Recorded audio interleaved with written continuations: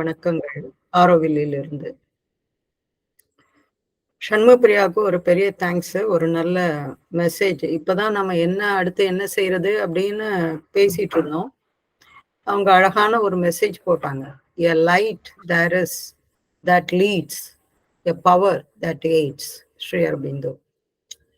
எப்பயுமே அன்னையும் பகவான் ஸ்ரீ அரவிந்தரும் நமக்கு எப்பொழுதும் கை கொடுப்பார்கள். அதுல ஒரு சந்தேகமும் இல்லை. ஸோ நாம இப்போ சன்லைட் பாத் ஆல்மோஸ்ட் ஒரு அந்த கொஞ்சம் எண்டில் நம்ம வந்துட்டோம். இன்னும் ஒரு 10-15 பக்கம் தான் இருக்கு, 20 பக்கம் தான் இருக்கு. இன்னைக்கு எது ஸ்டார்ட் பண்ணணும், எங்கிருந்து ஆரம்பிக்கணும், யாராவது சொல்ல முடியுமா?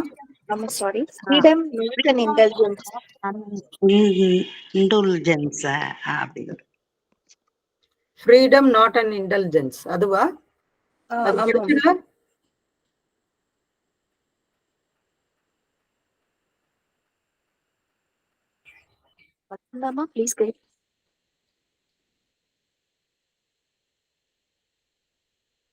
ஆமாமா, நீங்க கொடுத்திருக்கீங்க. எதுல இருந்து படிக்கணும்? ஃப்ரீடம் நாட் இன்டெலிஜென்ஸ், அந்த இடம் தான் போட்டிருந்தாங்க. அதான் படிக்கணுமா? ஓகே, நான் அடுத்ததுன்னு நினைச்சேன் ஃப்ரீடம் அண்ட் அசர்டிசிசம் அப்படின்னு நினைச்சேன். Okay, anyway, freedom not an indulgence. If anyone imagines that he can go over to the other side without passing through this stage of moral perfection, he would risk making a great mistake and of taking for perfect freedom a perfect weakness with regard to his lower nature. It is almost impossible to pass from the mental being, even the most perfect and most remarkable, to the true spiritual life without having realized this ideal of moral perfection for a certain period of time, however brief it may be. Many people try to take a shortcut and want to assert their inner freedom before having overcome all the weaknesses of the outer nature. They are in great danger of deluding themselves. The true spiritual life, complete freedom, is something much higher than the highest moral realizations. But one must take care that this so-called freedom is not an indulgence and a contempt for all rules. One must go higher, always higher, higher. Nothing less than what the highest of humanity has achieved. One must be capable of being spontaneously all that humanity has conceived to be the highest, the most beautiful, the most perfect, the most disinterested, the most comprehensive, the best, before opening one's spiritual wings and looking at all that from above as something which still belongs to the individual self, in order to enter into true spirituality, that which has no limits, which lives in an integral way, infinity and eternity. யாரா தமிழ்ல வாசிக்கிறீங்களா?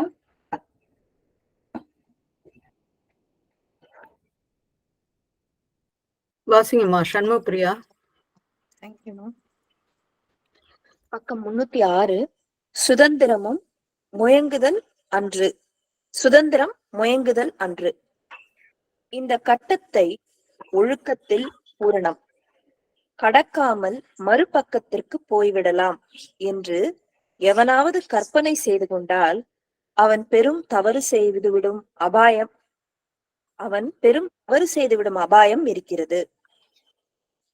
தன்னுடைய கீழ் இயல்பு சம்பந்தமாக பூரணமான பலவீனத்தை பூரணமான சுதந்திரம் என்று அவன் தவறாக நினைக்க கூடும்.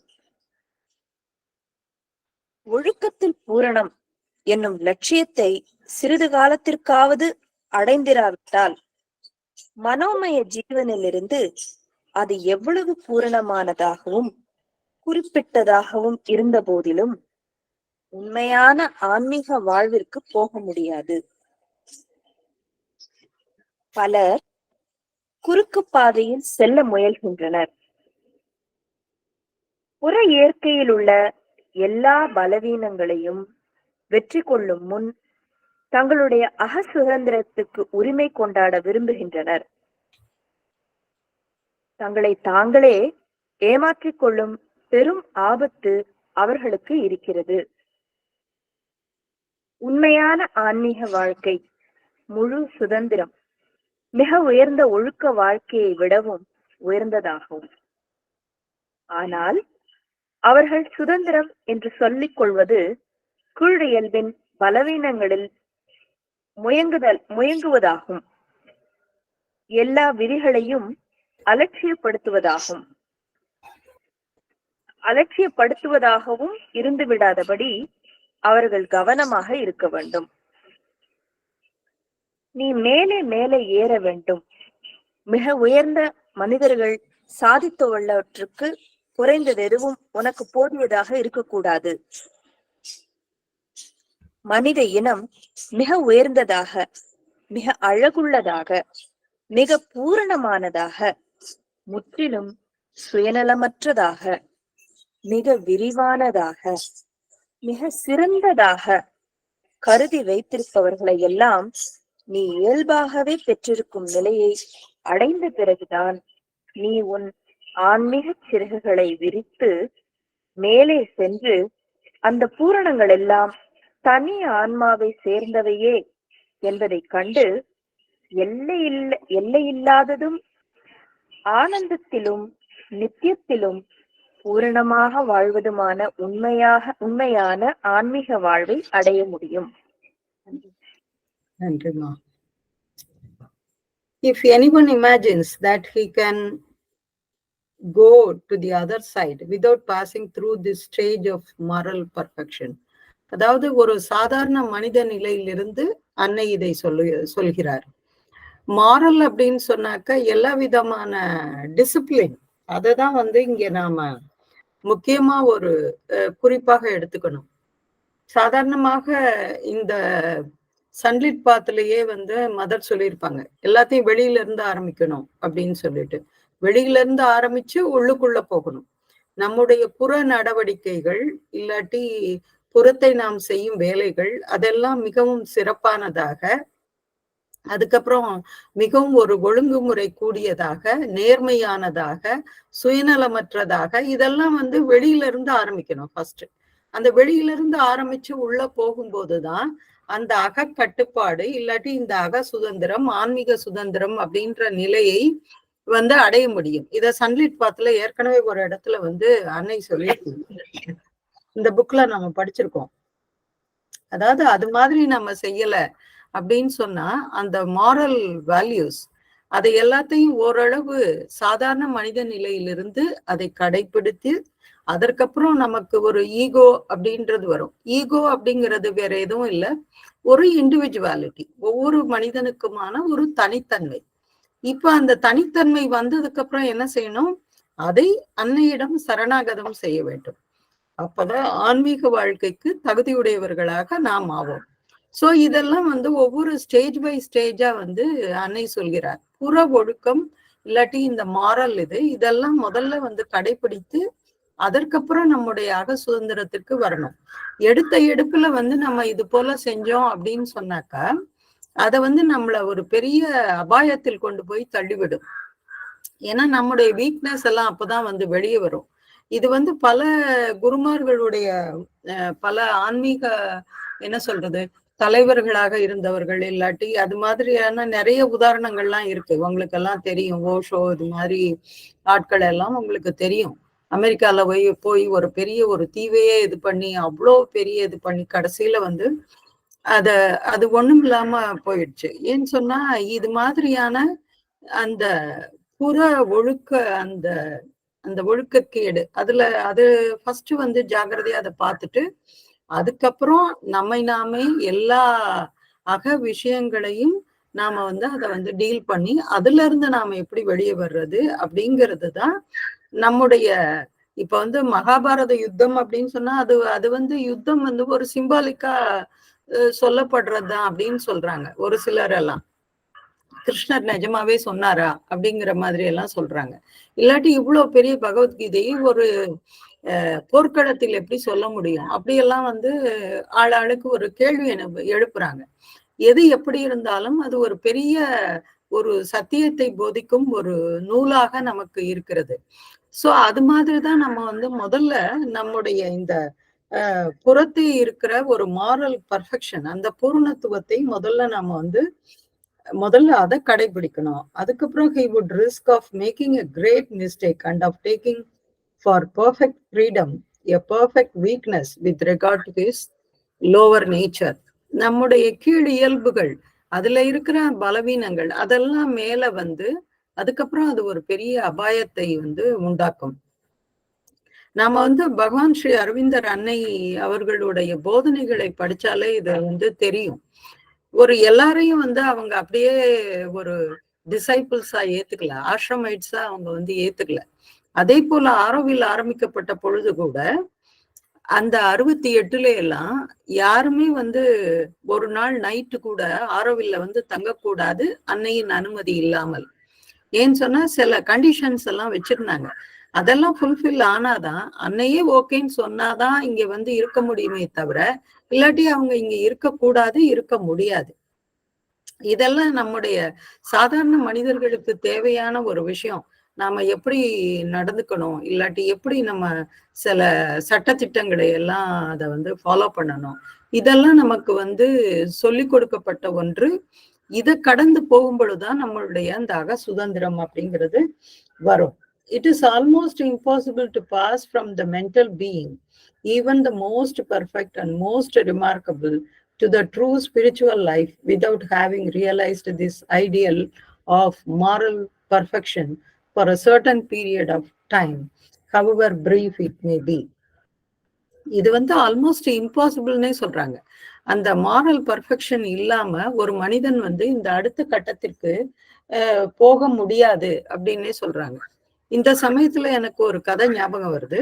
உங்க எல்லாருக்குமே அந்த கதை வந்து தெரிஞ்சிருக்கும் அப்படின்னு நினைக்கிறேன். ஒரு ஒரு குரு கிட்ட இருந்து 2 சிஷ்யர்கள் வந்து போறாங்க. அப்போ அந்த ஒரு அக்கறையில இருக்கிற இன்னொரு ஒரு மடத்திற்கு ஏதோ ஒரு வேலையாக இந்த குருவானவர் அனுப்புகிறார். அவங்க வந்து அங்க போறாங்க. போற வழியில ஒரு ஆறு குறுக்க இருக்கு. அந்த ஆறுல திடீர்னு ஒரு காட்டாற்று வெள்ளம் வந்துடுது. இந்த 2 பேரோட ஒரு பெண், அழகான இளம் பெண், அவளும் வந்து வரா. இப்ப வந்து இந்த ஆற்றை கடந்தே ஆகணும், ஏன்னா இருட்டிட்டு வேற வருது, சீக்கிரம் அக்கறைக்கு போகணும் அப்படின்னு சொல்லும் பொழுது இந்த 2 சீடர்கள்ல ஒருத்தர் வந்து என்ன பண்றாரு, அந்த அழகான இளம் பெண்ணை தன்னுடைய தோளில் தூக்கி வைத்து கொண்டு அந்த ஆற்றை கடந்து போயிட்டு அந்த அந்த பொண்ணை அங்க இறக்கி விட்டுட்டு அவங்க 2 பேரும் போயிடுறாங்க. இது வந்து என்ன ஆகுதுன்னா, இந்த சீன் இதோட முடிஞ்சிடுது. அதுக்கப்புறம் மீண்டும் அவர்களுடைய ஆசிரமத்திற்கு அந்த குருவிடம் வரும் பொழுது இந்த இன்னொரு சிஷ்யன், அதாவது அந்த பொண்ணை தூக்கி வச்சவர் இல்ல இன்னொருத்தர், அவர் வந்து என்ன எப்பயும் வந்து ஒரு மாதிரி ஒரு என்ன சொல்றது, ஒரு க்ளூமியாவே ஒரு மாதிரி ஒரு இது இல்லாமையே இருக்காரு. முகத்துல ஒரு சந்தோஷமே இல்லாம, ஒரு களையே இல்லாம அது போலவே இருக்காரு. இது என்ன அப்படிங்கிறது தெரியல. குரு வந்து இப்படியே பாக்குறாரு. இவர்களுடைய பயணத்தில் தான் ஏதோ நடந்திருக்கு அப்படிங்கிறது தெரியுது. ஆனாலும் இவர் வந்து அதை கேட்கவே இல்லை. ஒரு நாள் பாக்குறாரு, 2 நாள் பாக்குறாரு, இவர் வந்து அப்படியே ஒரு மாதிரி ஒரு மூடியாவே இருக்காரு. என்னன்னு தெரியல. கடைசியில என்ன ஆச்சு அப்படின் போது அவர் தாங்க முடியாம அந்த சிஷ்யன் வந்து குரு கிட்ட சொல்லிடுறாரு, இது மாதிரி நாம வந்து இந்த சந்நியாசத்தை நாம வந்து ஃபாலோ பண்றோம். ஆனா இவர் என்ன செஞ்சாருன்னா, அந்த அடுத்த சிஷ்யரை பார்த்து ஒரு இளம் பெண்ணை தன் தோளில் தூக்கி வைத்து கொண்டு அக்கறையில கொண்டு போய் அவர் விட்டாரு அப்படின்னு அவர் சொல்றாரு. இது வந்து சந்நியாச தர்மத்துக்கு இது வந்து எதிரானது அல்லவா அப்படின்னு அவர் வந்து சொல்றாரு. அதுக்கு அந்த குரு ஒரே ஒரு வார்த்தை தான் சொன்னாரு, அவன் அன்னைக்கே இறக்கி விட்டுட்டு மறந்துட்டான், நீ தான் இன்னும் சுமந்துட்டு இருக்க அப்படின்ட்டாரு. சொல்றது புரியுதா என்னன்னு? புரியுதுமா? புரியுது. அதான் அவன் கடமையை செஞ்சுட்டு முடிச்சுட்டான், இவர் அதையே நினைச்சுட்டு இருக்கிறாரு. அவர் அத்தோட விட்டார். ஏன்னா அந்த ஒரு சந்தர்ப்பத்துல ஒரு மனிதனாக ஒரு மனித நேயத்தோடு என்ன உதவி செய்யணுமோ அதை அந்த சிஷ்யன் செஞ்சுட்டு அதோட விட்டுட்டான். அவனோட இயல்பு வாழ்க்கைக்கு அவன் திரும்பி வந்துட்டான். ஆனா இன்னொருத்தான் அதுதான் அதையே நினைச்சுக்கிட்டே இருக்கான். அதுக்குதான் அந்த குரு சொல்லிட்டாரு, அவன் என்னைக்கோ அதை இறக்கி விட்டுட்டான், நீதான் இன்னும் அதை தோல்ல சுமந்துகிட்டு இருக்க அப்படின்னு சொல்லி சொன்னார். அப்போ இந்த அக ஒழுக்கம் அப்படிங்கிறது எங்க வருதுன்னா அந்த புறத்திலிருந்து ஆரம்பிக்கிறது. அங்கே இருந்து அது உள்ளுக்குள்ள நமக்கு போகணும். இப்படிதான் எல்லா விஷயங்களையும் நாம தொடங்க வேண்டும். அதனாலதான் வீட்டுல அன்னைக்கு மலர்களை வைக்கும் பொழுது நம்ம என்ன சொல்றோம், அழகா ஒரு சின்ன பவுல்ல கொஞ்சோண்டு அந்த பவுல நல்லா கழுவி தொடச்சு பழபழன்னு அதை இது பண்ணிட்டு அதுல கொஞ்சம் தண்ணி வச்சு அந்த பூக்களை அழகாக அடுக்கி அதுக்கப்புறம் அது அன்னைக்கு சமர்ப்பணமாக செய்யறோம். இது ஒரு சின்ன விஷயம்தான். சாதாரண மனிதர்கள் மத்தவங்கெல்லாம் இதை யாரும் நான் தவறா குறிப்பிடல. ஒரு வெள்ளிக்கிழமையானா சாமிக்கு பூ வைப்பாங்க. அந்த அடுத்த வெள்ளிக்கிழமை வர்ற வரைக்கும் அந்த பூ காஞ்ச பூ அந்த படத்து மேல தொங்கிட்டே இருக்கும். உண்டா இல்லையா? உண்டா இல்லையா? Yes ma'am. பெரும்பாலும் அந்த காஞ்ச பூ எங்க இருக்கும், அந்த போட்டோ மேல தொங்கிட்டே இருக்கும். It is not that. இதை டெய்லியே நம்ம என்ன செய்வோம், அன்னைக்கு மலர்கள் பிடிக்கும் அப்படின்னு வரும்பொழுது நம்ம தினசரி அந்த தண்ணியை மாத்தி அந்த பவுல் எல்லாம் நல்லா கழுவி எல்லாம் சுத்தம் பண்ணி புது மலர்களை நாம டெய்லி அன்னைக்கு வைப்போம். சோ இது போல ஒவ்வொரு விஷயத்திலும் அந்த சின்சியாரிட்டி அப்படிங்கிறது வெளியில இருந்து இது ஆரம்பிக்கணும். ஒரு வேலையை செய்யும் பொழுது, ஒரு வீட்டை துடைக்கும் போது, இல்லாட்டி வீட்டுல சாதாரணமா ஒட்டனை அடிக்கும் போது, இது மாதிரி எல்லா விஷயங்களையும் புறத்தை இருந்து அந்த ஒழுங்கு அந்த மொராலிட்டி அது தொடங்கும் பொழுது அதுக்கப்புறம் அகத்தே அது கொஞ்சம் கொஞ்சமா வேரூன்றி ஒரு பூரணமான ஒரு மனிதனுக்கான ஒரு நிலையை நமக்கு கொடுக்கும். அததான் இங்க அன்னை சொல்றாங்க. அது இல்லாம நாம இந்த அக ஒழுக்கம் அப்படின்ற அபாயத்துக்குள்ள நம்ம போகக்கூடாது. many people try to take a shortcut. நிறைய பேர் என்ன செய்யறாங்க, ஏதாவது ஒரு குறுக்கு வழி தேடி போறாங்க. ஏன் இப்படி செஞ்சா முடியுமா முடியாதா அப்படிங்கிற மாதிரி எல்லாம். and want to assert their inner freedom before having overcome all the weaknesses of the outer nature. அந்த புற இயல்புல இருக்கிற எல்லா பலவீனங்களையும் வெற்றி கொள்வதற்கு முன்னாடி இது மாதிரி ஒரு ஆன்மீக வாழ்க்கை அப்படிங்கிறது அதுல ஈடுபடுறது எப்பயுமே ஒரு அபாயமானதுதான். அதனாலதான் என்ன சொல்றாங்க, surrender to the mother, take refuge in mother. அதுதான் இங்க கோரப்படுகிற முதல் நிபந்தனையே. இந்த யோகம் தொடங்கணும் அப்படின்னு சொன்னா நம்மை முற்றிலுமாக அன்னைக்கு கொடுத்து விடுவது அப்படிங்கிறத சொல்றதுக்கு காரணமே இதுதான்.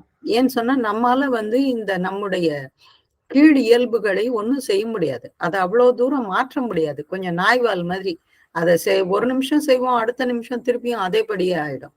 அதனாலதான் இந்த ஒரு முதல் நிபந்தனையை பகவான் நமக்கு வைக்கிறார். they are in great danger of deluding themselves. இவங்க தன்னைத்தாமே ஏமாற்றிக் கொள்கிறார்கள். The true spiritual life, complete freedom, is something much higher than the highest moral realizations. உண்மையான ஆன்மீக வாழ்க்கை அப்படிங்கிறது என்னன்னா முழுமையான சுதந்திரம். எது அப்படின்னு சொன்னா ஹையஸ்ட் மாரல் ரியலைசேஷன்ஸ். அதாவது இந்த முற்றிலுமான ஒரு இந்த ஒழுக்க நன்னெறி இது போன்ற விஷயங்களை அடைந்த பிறகுதான் அதை செய்ய முடியும். ஸ்ரீ அரபிந்தோ என்ன செஞ்சாரு, ஒரு விடாம 6 மணி நேரம் பிராணாயாமா செய்தார். அதை ஏன் செய்யாம இருக்கலாமே? ஆனா அந்த ஒரு ஒழுங்கை கடைபிடிக்க வேண்டும். அதுக்கப்புறம் வேலைதான் முக்கியமானது அப்படிங்கும்போது அன்னை வருவதற்கு முன்பே அவர் 8 மணி நேரம் வேலை செய்யணும் ஒரு ஆளு அப்படிங்கிறதுக்காக 6 மணி நேரம் 7 மணி நேரம் அந்த பெரிய காரிடார்ல நடந்துட்டே இருந்தார். விடாம ஆனந்தமா நடந்துட்டே இருப்பார். ஏன்னு சொன்னா அந்த உடலுக்கு ஏதாவது ஒரு பயிற்சி இருக்கணும், இல்லாட்டி அது தாமசீகத்தில் போய் விழுந்து விடும் அப்படிங்கிறதுனால அதை செய்தார். சோ இது மாதிரி சின்ன சின்ன விஷயங்கள்லாம் முதல்ல புறத்தை இருந்து ஆரம்பிக்க வேண்டும். But one must take care of the so called freedom is not an intelligence and a contempt of for all rules. இதை இது மாதிரியான ஒரு இதுன்னு நம்ம எடுத்துக்க கூடாது. இது ரொம்ப முக்கியமானது. அப்போ one must go higher, always higher. ஒருத்தர் என்ன செய்யணும், எப்பயுமே மேல மேல போகணும். Nothing less than what the highest of humanity has achieved. மனித குலம் எவ்வளவு ஒரு உச்சத்தை எட்டி இருக்கிறதோ அதற்கும் மேலே நாம் போக வேண்டும் ஆன்மீகத்தில். அப்படிங்கும்போது நாம முதல்ல இத புறத்தை இருந்து ஆரம்பிக்க வேண்டும். One must be capable of being spontaneously all that humanity has conceived to be the highest, the most beautiful, the most perfect, the most disinterested, the most comprehensive, the best, before opening one's spiritual wings. அதாவது இந்த ஆன்மீக சிறகுகளை விரிப்பதற்கு முன்னால ஒருத்தர் என்ன செய்யணும், இயல்பாகவே மனித குலம் எதையெல்லாம் எது உயர்ந்தது என்று கருதியதோ, இல்லாட்டி எதுவும் மிகவும் அழகானது என்று கருதியதோ, எது மிகவும் பூரணமானது, எது மிகவும் பற்றற்ற தன்மை கூடையது, எது மிகவும் சிறந்தது, இதெல்லாத்தையும் சர்பாஸ் பண்ணி போகணும் அப்படின்னு சொன்னாக்க முதல்ல இந்த ஸ்டெப்ஸ் எல்லாம் படிப்படியாக இதெல்லாம் முன்னேறணும். Before opening one's spiritual wings and looking at all that from above as something which still belongs to the individual self. நீங்க ஆசிரமத்துல பாத்தீங்கன்னாக்கா பல கதைகள் நமக்கு தெரியும், நிறைய கதைகள் நமக்கு தெரியும். சின்ன சின்ன விஷயங்கள்லாம் கூட அங்க ஒரு நேர்த்தியும் ஒரு ஒழுங்கும் இருக்கும். அதாவது நீங்க சமாதிக்கு போயிருப்பீங்க எல்லாருமே. அங்கே ஒரு பெரிய பகுதி இருக்கும். அங்கேதான் பகவான் ஸ்ரீ அரவிந்தருடைய உடலும் அன்னையின் உடலும் இருக்குது. தெரியுமா எல்லாருக்கும் அந்த பெரிய போர்ஷனு? தெரியுமா? தெரியும் மேடம், தெரியும். பகவான் சிம்பல் கொஞ்சம் ஹை லெவல்ல இருக்குமே அந்த இடம் இல்லையா? ஆமா ஆமா. இல்ல ரெண்டுமே ஈக்குவலா தான் இருக்கும். பட் எங்க நிறைய ஃப்ளவர்ஸ் அரேஞ்ச் பண்ணிருக்காங்களோ, எங்க அந்த பகவான் சிம்பல் இருக்கிற அந்த பிளேட் இருக்கோ, அங்கேதான் கீழே யாருடைய உடல் இருக்கு? பகவானோட இது. அதுக்கு மேல அன்னையினுடைய உடல் இருக்கு.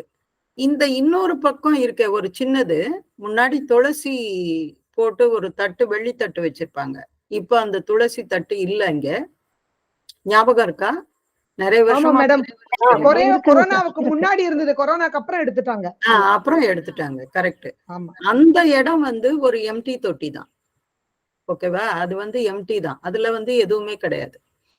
இந்த ரெண்டையும் பிரிக்கிற அந்த ஒரு ஸ்லாப் இருக்கும்ல நடுவுல, அது ஞாபகம் இருக்கா? இந்த சைடு ஒரு ஃப்ளவர் வேஸ் வச்சிருப்பாங்க அந்த பெரிய போர்ஷனுக்கு எண்டுல. அங்க ஒரு சின்ன ஒரு பிரிச்சிருப்பாங்க அத. அந்த இடத்துல இதுக்கு முன்னாடி இப்ப அதை எடுத்துட்டாங்க, ஒரு பிளாஸ்டிக் ஷீட் வச்சிருப்பாங்க. அந்த பிளாஸ்டிக் ஷீட் ஒரு மீட்டர் நீளமும் ஒரு அடி அகலமும் உள்ள ஒரு பிளாஸ்டிக் ஷீட்டு. இது நிஜமாவே நான் கண்ணெதிர பார்த்ததை அதை உங்களுக்கு சொல்றேன். ஏன்னா அந்த சமாதியில ஃப்ளவர் டெக்கரேஷன்ல 3 வருஷம் வேலை செஞ்சிருக்கேன், அதனால அதை சொல்றேன். அந்த வெறும் பிளாஸ்டிக் ஷீட்டு எவ்வளவு, ஒரு மீட்டர் நீளம் இருக்கும், ஒரு அடி அகலம் இருக்கும். இவ்வளவுதான் அந்த பிளாஸ்டிக் ஷீட்டு. அந்த ஒரு பிளாஸ்டிக் ஷீட்டு எல்லாரும் இந்த நெத்தியில குங்குமம் வச்சுட்டு போய் விழுந்து அதெல்லாம் கலரே மாறி போச்சு, அந்த பிளாஸ்டிக் ஷீட்டோட கலரு. ஆனா அந்த பிளாஸ்டிக் ஷீட்டை மாத்த மாட்டாங்க ஆசிரமத்துல. அது சாதாரண ஒரு பிளாஸ்டிக் ஷீட்டு தான், 10 ரூபாய் கூட பெறாது. ஆனா அதை கூட அவ்வளோ பர்ஃபெக்டா அதை தொடச்சு அதை விரிச்சே வச்சிருப்பாங்களே ஒழிய அதை மாத்தவே மாட்டாங்க. எனக்கு தெரிஞ்சு 3 வருஷத்துல அது ஒரு தடவை தான் மாத்திருக்காங்கன்னு நான் நினைக்கிறேன். இல்லாட்டி அதுக்கப்புறம் மாத்தினாங்களோ என்னவோ. இப்போ அந்த பிளாஸ்டிக் ஷீட்டு இல்லைன்னு நினைக்கிறேன் நான். இப்போ இது மாதிரியான சின்ன சின்ன விஷயங்கள் எல்லாத்துலயும் ஒரு பூரணத்துவத்தை கடைபிடிப்பதை நம்ம ஆசிரமத்துல பார்க்க முடியும்.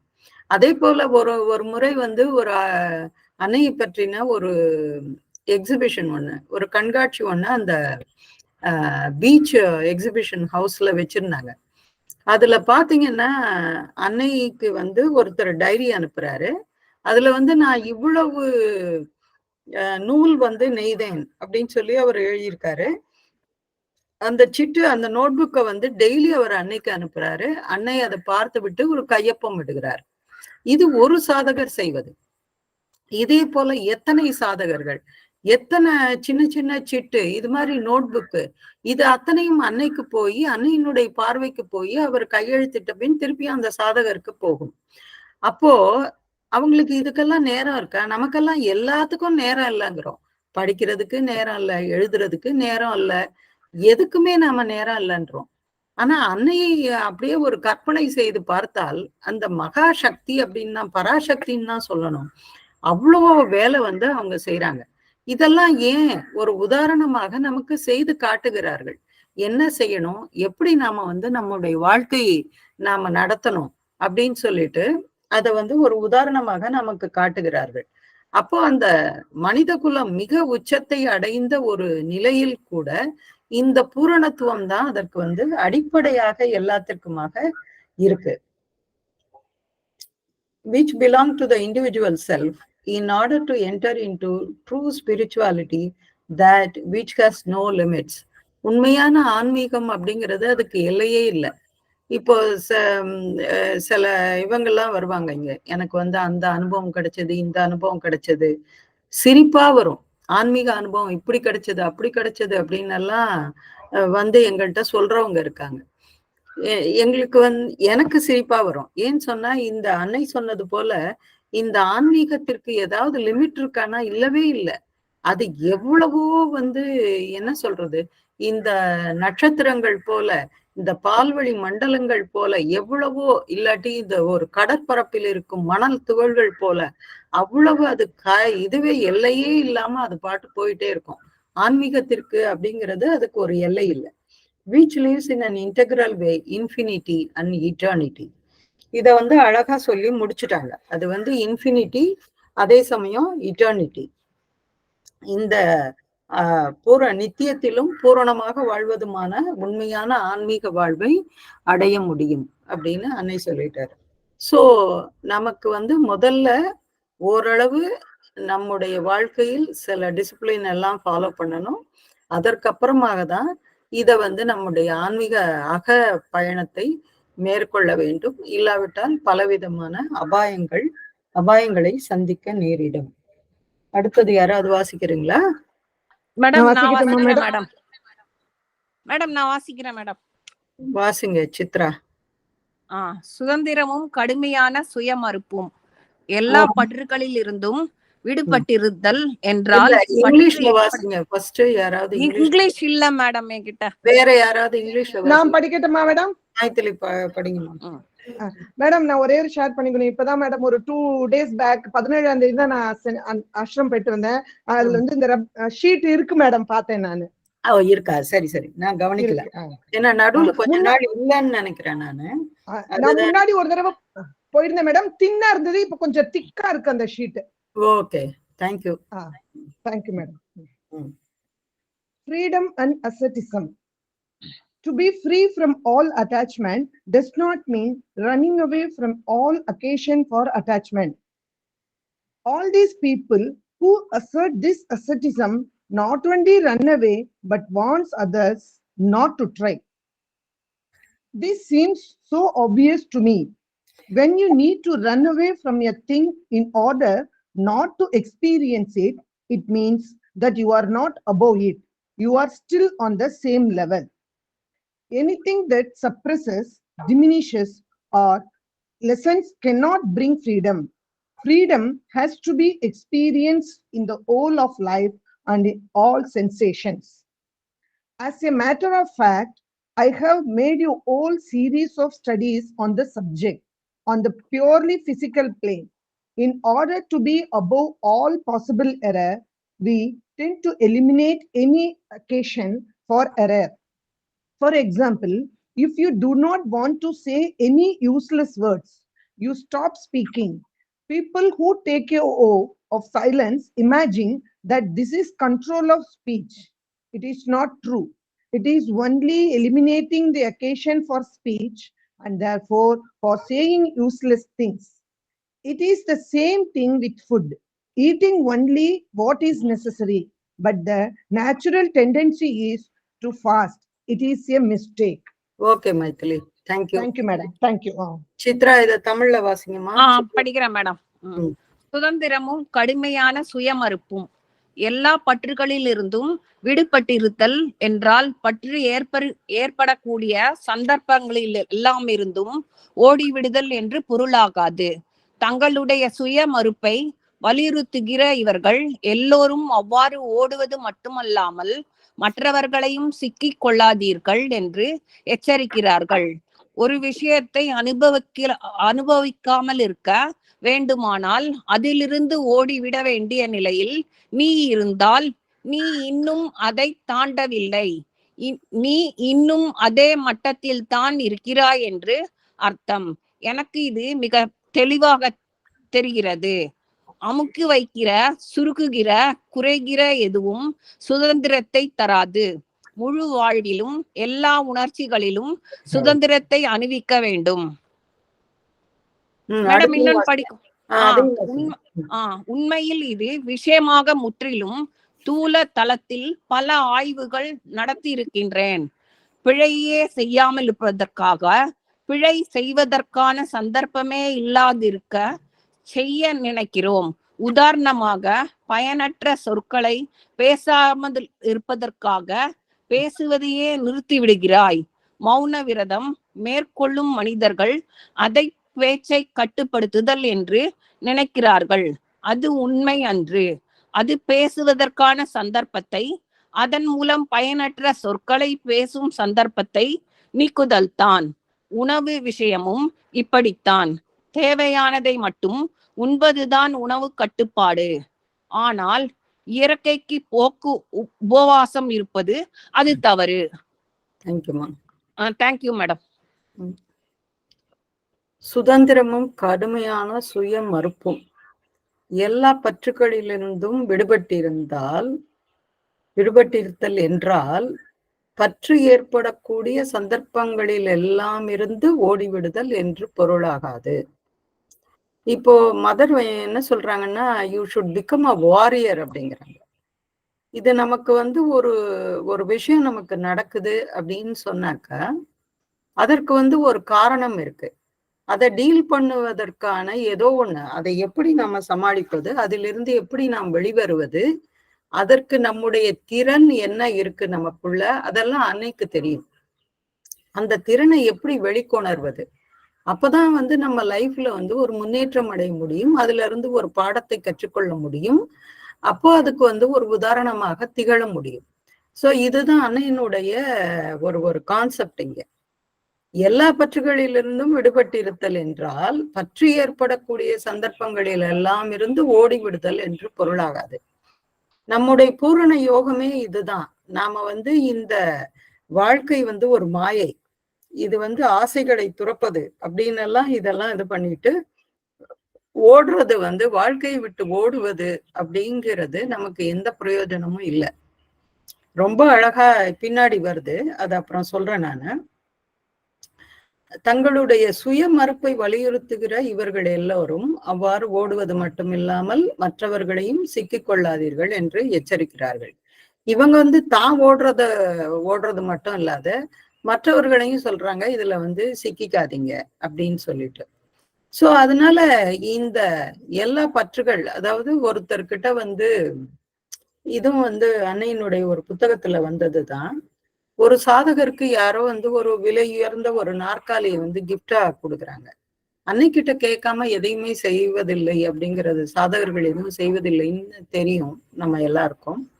அப்போ அந்த சாதகர் கேட்கிறாரு, அந்த கிஃப்டை அக்செப்ட் பண்ணிக்கட்டுமா அப்படிங்கும்போது அன்னை வேண்டாம் என்று மறுத்து விடுகிறார். வேண்டான்னு சொல்லிட்டு அது வேண்டாம் அப்படிங்கிறார்.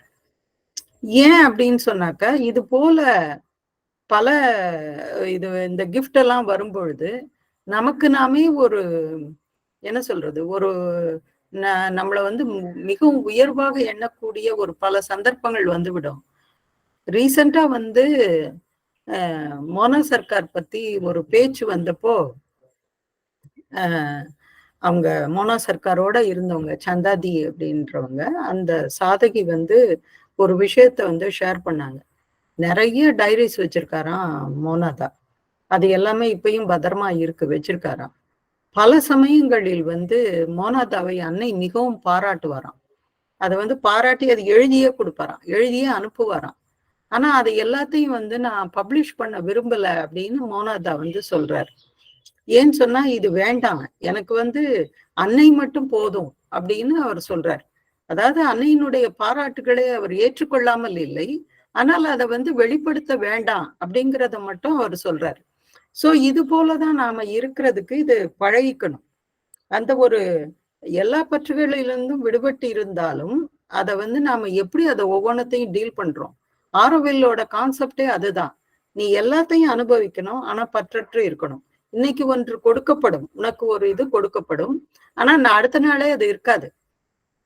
எனக்கு வந்து சைமல்டேனியஸா எல்லாமே நடக்கும். இன்னைக்கு வந்து ஒருத்தர் வந்து சொல்லுவாங்க, ஐயோ இது தவிர இங்கே ஆன்லைன் வகுப்பு தவிர சாவித்திரி பவனில எடுக்கும் அந்த வகுப்பு, அது நிறைய வருஷமா ஓடிட்டு இருக்கு, ஒரு 5-6 வருஷமா. அப்போ ரொம்ப வகுப்பு நல்லா இருக்கு அப்படின்னு ஒருத்தர் சொல்லும் போதே அடுத்து ஒருத்தர் வந்து சொல்லுவாரு, ஐய இது என்னது இது, இவங்க வகுப்பா எடுக்கிறாங்க அப்படின்னு. ஏன்னா இது இரண்டும் சைமல்டேனியஸா நடக்கக்கூடியது. அப்போ நமக்கு வந்து என்னன்னா, இதை பற்றின ஒரு பெரிய பாராட்டும் நமக்கு இருக்காது, அதை பற்றின பெரிய கவனமும் இருக்காது. ஆனா சில சமயம் அவர்கள் ஏன் அப்படி சொல்கிறார்கள், அதற்கு ஏதாவது காரணம் இருக்கா அப்படின்னு பார்க்கிறது உண்டு. ஏன்னா நம்மளை நாமே திருத்திக்கிறதுக்கு ஒரு சந்தர்ப்பம். அதை மட்டும் நான் அதனாலதான் இங்க கூட வந்து ஃபீட்பேக் கேட்பேன். முக்கியமா ராதாராணி அம்மா வரலையா அப்படின்னு கேட்பேன் நான். ஏன்னா ஃபர்ஸ்ட் ஃபீட்பேக் வந்து சொல்லுவாங்க, நல்லது கெட்டது எல்லா விஷயங்களையும் இதை வந்து ஃபீட்பேக் கேட்கிற பழக்கம் இங்க உண்டு, ஆரோவில்ல உண்டு. நிறைய ஒர்க் ஷாப்ஸ்ல அதெல்லாம் உண்டு. எல்லாத்தையும் ஓப்பனா வந்து சொல்லிடுவாங்க, அதை யாரும் தவறாவும் நினைக்க மாட்டார்கள். அதான் அதுல இருக்கிறதே. சோ இந்த ஆரோவில்லோட கான்செப்ட் வந்து அது கிட்டத்தட்ட அதேதான். இந்த சந்தர்ப்பங்களில் இருந்தெல்லாம் நாம ஓடி விடுதல் அப்படிங்கிறது முடியாத காரியம். ஏன்னா ஒன்ஸ் வந்து நம்ம கமிட் ஆயிட்டோம், இப்ப வந்து இந்த வகுப்பு எடுக்கிறேன், இந்த சன்லிட் பாத் ஒளி பாதை எடுக்கிறேன் அப்படின்னு சொன்னா இது முடிக்கிற வரைக்கும் நான் வந்து ஓயக்கூடாது. இது முடிஞ்சதுக்கு அப்புறம் தான் வந்து அடுத்ததை பற்றி சிந்திக்க வேண்டும். அது எடுக்கலாம், எடுக்காம போகலாம், அது வேற விஷயம். இது மாதிரி எல்லாம். ஆனா இத நம்ம என்ன சொல்றது, மத்தவங்களை ஐயோ இதுல எல்லாம் மாட்டிக்காத அப்படின்னு வந்து சொல்றது அது சரியா இருக்காது. ஒரு விஷயத்தை அனுபவிக்காமல் இருக்க வேண்டுமானால் அதிலிருந்து ஓடிவிட வேண்டிய நிலையில் நீ இருந்தால் நீ இன்னும் அதை தாண்டவில்லை. அதாவது எந்த ஒரு விஷயத்தையும் இங்கேயும் கூட ஒரு திருப்பியும் ஆரோவில்ல தான் சொல்ல வேண்டி வருது, ஒரு பலவிதமான நல்ல நல்ல விஷயங்கள்லாம் நடக்கும் இங்க. அது எல்லாமே நடந்தாலும் சைமல்டேனியஸா வேற ஒரு விஷயமும் அதுல வந்து போயிட்டே இருக்கும். அப்ப அதையும் டீல் பண்ணணும், இதையும் டீல் பண்ணணும். இது மேலையும் அதுக்கு பற்று இல்லாம பார்த்துக்கணும், அதுலயும் அதே மாதிரி அதிக பற்று இல்லாமல் பார்த்து கொள்ள வேண்டும். அதே சமயம் அதுல திருத்திக் கொள்வதற்கான ஏதாவது விஷயம் இருந்தா திருத்திக் கொள்ளணும். நீ இன்னும் அதை தாண்டவில்லை.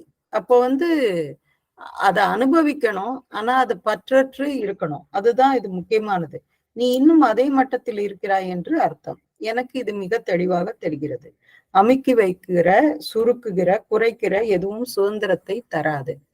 எப்பயுமே நாம விரிவடைந்து கொண்டேதான் போகணுமே தவிர, நான் இல்ல எனக்கு இது வேண்டாம், இது வேண்டாம், இது வேண்டாம் அப்படின்ற அந்த சுருக்குகிற மனப்பான்மை இருக்கக்கூடாது.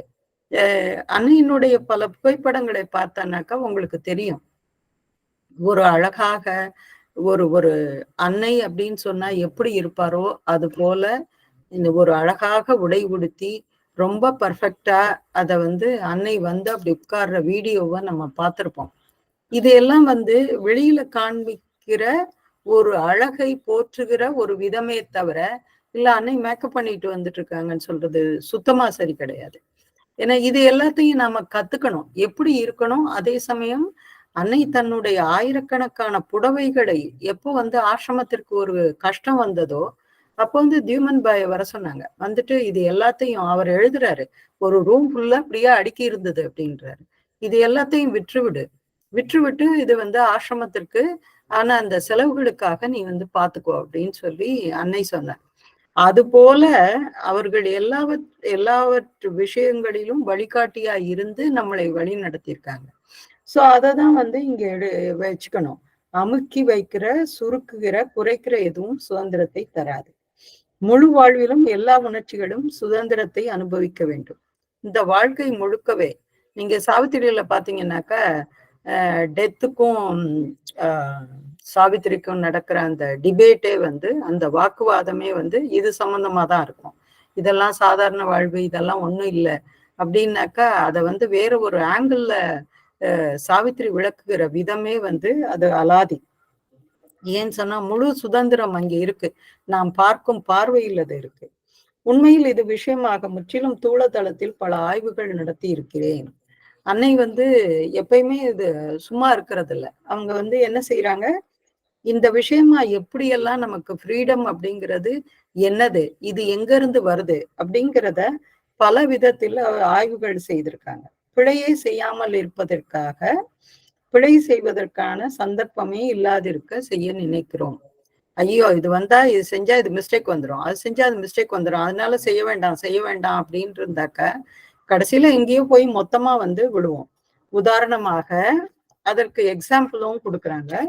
பயனற்ற சொற்களை பேசாமல் இருப்பதற்காக பேசுவதையே நிறுத்தி அதை மௌன விரதம்னு சொல்றோம். இந்த மௌன விரதம் கடைபிடிக்கிறவங்களை எல்லாம் பார்த்தா ரொம்ப சிரிப்பா வரும். பேப்பர்ல எழுதி காட்டுவாங்க, நான் இன்னைக்கு பேச மாட்டேன் அப்படின்னு சொல்லி பேப்பர்ல எழுதி காட்டுவாங்க. அது மௌன விரதத்துக்கு அர்த்தமே இல்லை. மௌனம் அப்படின்னு சொன்னாக்க எந்த விதமான மௌனம் அப்படிங்கிறது முழு ஜீவன்லையும் அந்த மௌனம் இருக்கணும். சிந்தனையில், செயல்களில், உடலில், எல்லா இடத்துலையும் அந்த மௌனம் இருக்கணும். அதுதான் உண்மையான மௌன விரதமாக இருக்கும். அது அதை கட்டுப்படுத்துதல், பேச்சை கட்டுப்படுத்துதல் என்று நினைக்கிறார்கள், அது உண்மை அன்று. அப்படிதான் பேச்சை கட்டுப்படுத்தணும். அது முடிஞ்சு வரும்போது இந்த விபாசனா மெடிடேஷனுக்கு யாரெல்லாம் போயிருக்கீங்களா? இதுல யாராவது போயிருக்கீங்களா இந்த குரூப்ல? விபாசனா மேடம் கேள்விப்பட்டிருக்கேன் நானு. இல்ல புவனேஸ்வரியம்மா? ஆமா, ஆரம்ப ஸ்டேஜ் தான் போனேன். சும்மா ஒரு நாள் அது செஞ்சு காமிக்க சொன்னாங்க, அது மட்டும் போயிருக்கேன். ஓகே. வசந்தா? அமைதியா செல்ஃப் ரியலைசேஷன் மாதிரி ஏதோ ஒண்ணு செய்ய சொன்னாங்க, மறந்துட்டு ரொம்ப நாள் முன்னாடி போனேன். ஓகே. வசந்தாம்மா? அம்மா நானும் வந்து நான் போகல, ஆனா அபிராமி போன டீடைல்ஸ் நிறைய சொன்னாங்க. அப்புறம் வந்து நிறைய பேர், ராஜகோபால் சார் கூட போனாருன்னு நினைக்கிறேன். ஆமா. அங்க வந்து இந்த thoroughly out of communication you have to live. அப்புறம் நம்முடைய பழைய தீமை அவ்வளவும் அங்க ஒழிஞ்சிரும். அது மாதிரி சொன்ன 10 நாள் வந்து ஒருத்தரோடையும் பேசாம அமைதியா இருக்கணும். அதுதான் முக்கியமானது. 10 நாள். அந்த 10வது நாள் விட்ட உடனே எல்லாரும் அவ்வளவு பேசுவாங்களாம். அதையும் சொன்னாங்க. இங்க ஆரோவில்லைன்னு நடத்திருக்காங்க. நான் அட்டன் பண்ணதில்லை, ஆனா நிறைய எனக்கு ஆசை உண்டு அந்த இதை அட்டன் பண்ணணும் அப்படின்ட்டு. ஒரு தடவை பெர்மிஷன் கேட்டப்போ உனக்கு தேவையில்லை அப்படின்ட்டாங்க. ஸோ இது மாதிரி ஸ்ரதாவன்ட்ட பெர்மிஷன் கேட்டேன். ஒரு 10 நாள் லீவ் வேணும் இல்லையா, லீவ் கேட்டேன், நான் தரமாட்டேன்ட்டாங்க. ஸோ அது மாதிரி அந்த 10 நாள் வந்து பேசவே கூடாது, ஒருத்தருக்கு ஒருத்தர் கூட பேசிக்க கூடாது. அது போல 4:30 மணிக்கு எந்திரிக்கணும், ஒரு ஸ்ட்ரிக்டான சில டிசிப்ளின்ஸ் எல்லாம் ஃபாலோ பண்ணணும், நிறைய தியானம் பண்ணணும். அப்போ வந்து நம்மள நாமே வந்து யாரு அப்படின்னு தெரிஞ்சுக்க முடியும். நம்முடைய இதெல்லாம் அன்னை சொல்லாததெல்லாம் இல்லை, அதெல்லாம் அன்னை நிறைய சொல்லியிருக்காங்க. நம்ம உடல்ல இருக்கிற வலிகள், மனதில் இருக்க வலிகள், அப்புறம் வந்து சைக்கலாஜிக்கலா நம்ம அஃபெக்ட் ஆனது, ஹர்ட் ஆனது, இது எல்லாமே வந்து அன்னை சொல்லாததே இல்லை. ஆனா நம்ம வந்து அத ஒரு கோர்ஸா வந்து இங்க அன்னை அதை செய்ய சொல்லலை. அது ஒண்ணுதான் வித்தியாசமே தவிர வேற ஒண்ணும் இல்லை. ஆனா இந்த விபாசனா மெடிடேஷன் வந்து பலருக்கு இது ரொம்ப உபயோகமா இருந்திருக்கு. ஒரு சிலர் வந்து தன்னுடைய வாழ்க்கையில என்ன முடிவெடுக்கிறது அப்படின்னு தெரியாத நிலையில சில யங்ஸ்டர்ஸ் எல்லாம் இது மாதிரி அட்டன் பண்ணப்போ கடைசியில அதை விட்டு வெளியே வரும் பொழுது அழகா அவங்களுடைய வாழ்க்கையை வந்து ஒரு என்ன சொல்றது, ஒரு ஸ்டபானா ஒரு முடிவெடுத்த பல நிகழ்வுகளையும் நான் வந்து பார்த்திருக்கேன். சோ இதை வந்து எதுக்காக இங்க சொல்ல வர்றேன்னாக்கா, இந்த மௌன விரதம் அப்படிங்கிறதுக்காக அதை சொல்ல வர்றேன். அதை வந்து ஸ்ட்ரிக்டா அந்த விபாசனால அதை செய்வாங்க. சோ அது பேசுவதற்கான சந்தர்ப்பத்தை, அதன் மூலம் பயனற்ற சொற்களை பேசும் சந்தர்ப்பத்தை நீக்குதல் தான். அதாவது தேவையில்லாத பேச்சு வந்து பேசக்கூடாது. சம்பக்லால் ஸ்பீக்ஸ்ல வந்து ஸ்ரீ அரபிந்தோ எவ்வளவு வார்த்தைகளை அளந்து அப்படியே பேசுவாரு அப்படிங்கிறது உங்களுக்கு தெரியும். அவருக்கு வந்து நிறைய வேர்க்கும் பகவானுக்கு. அப்போ வந்து டவல்ஸ் பக்கத்துல, இது ஏற்கனவே சொல்லியிருக்கேன், டவல்ஸ் பக்கத்துல அடுக்கி வச்சிருந்தாங்க. அப்போ இவருக்கு வந்து ஒரு தடவை தொடச்சாலே அப்படியேவும் பாண்டிச்சேரி வெயிலுக்கு அப்படியேவும் கொட்டுது வேர்வை. அப்போ அவர் என்ன சொன்னாருன்னா, இது சின்னதா இருக்குன்னு சொன்னார். அந்த டவலை வந்து சம்பக்லால்ஜி கிட்ட காமிச்சு இது சின்னதா இருக்குன்னு சொன்னார். இப்ப பகவானுடைய வார்த்தைகளை தான் நம்ம பார்க்கணும். அதே போல ஆட்டோபயோகிராபிக்கல் நோட்ஸ் எல்லாம் எழுதும்போது தன்னுடைய பேரை தானே எழுதி கொள்வார். இல்லாட்டி ஹி அப்படிங்கிற மாதிரி எழுதுவார். மூன்றாம் மனிதனை சொல்வதை போல அவர் வந்து எழுதுவதையும் நாம் பார்க்கிறோம். இது போல எப்படி வந்து அளவாக பேசுவது, அதுதான் அதுல வந்து ரொம்ப முக்கியமானது. எனக்கு பெருசு வேணும், ரொம்ப வேர்க்குது, அப்படியெல்லாம் அவர் எதுவுமே சொல்லல. பயனற்ற சொற்களை பேசவே இல்லை. இது சின்னதா இருக்கு அப்படின்னு சொன்னார். அவ்வளவுதான்.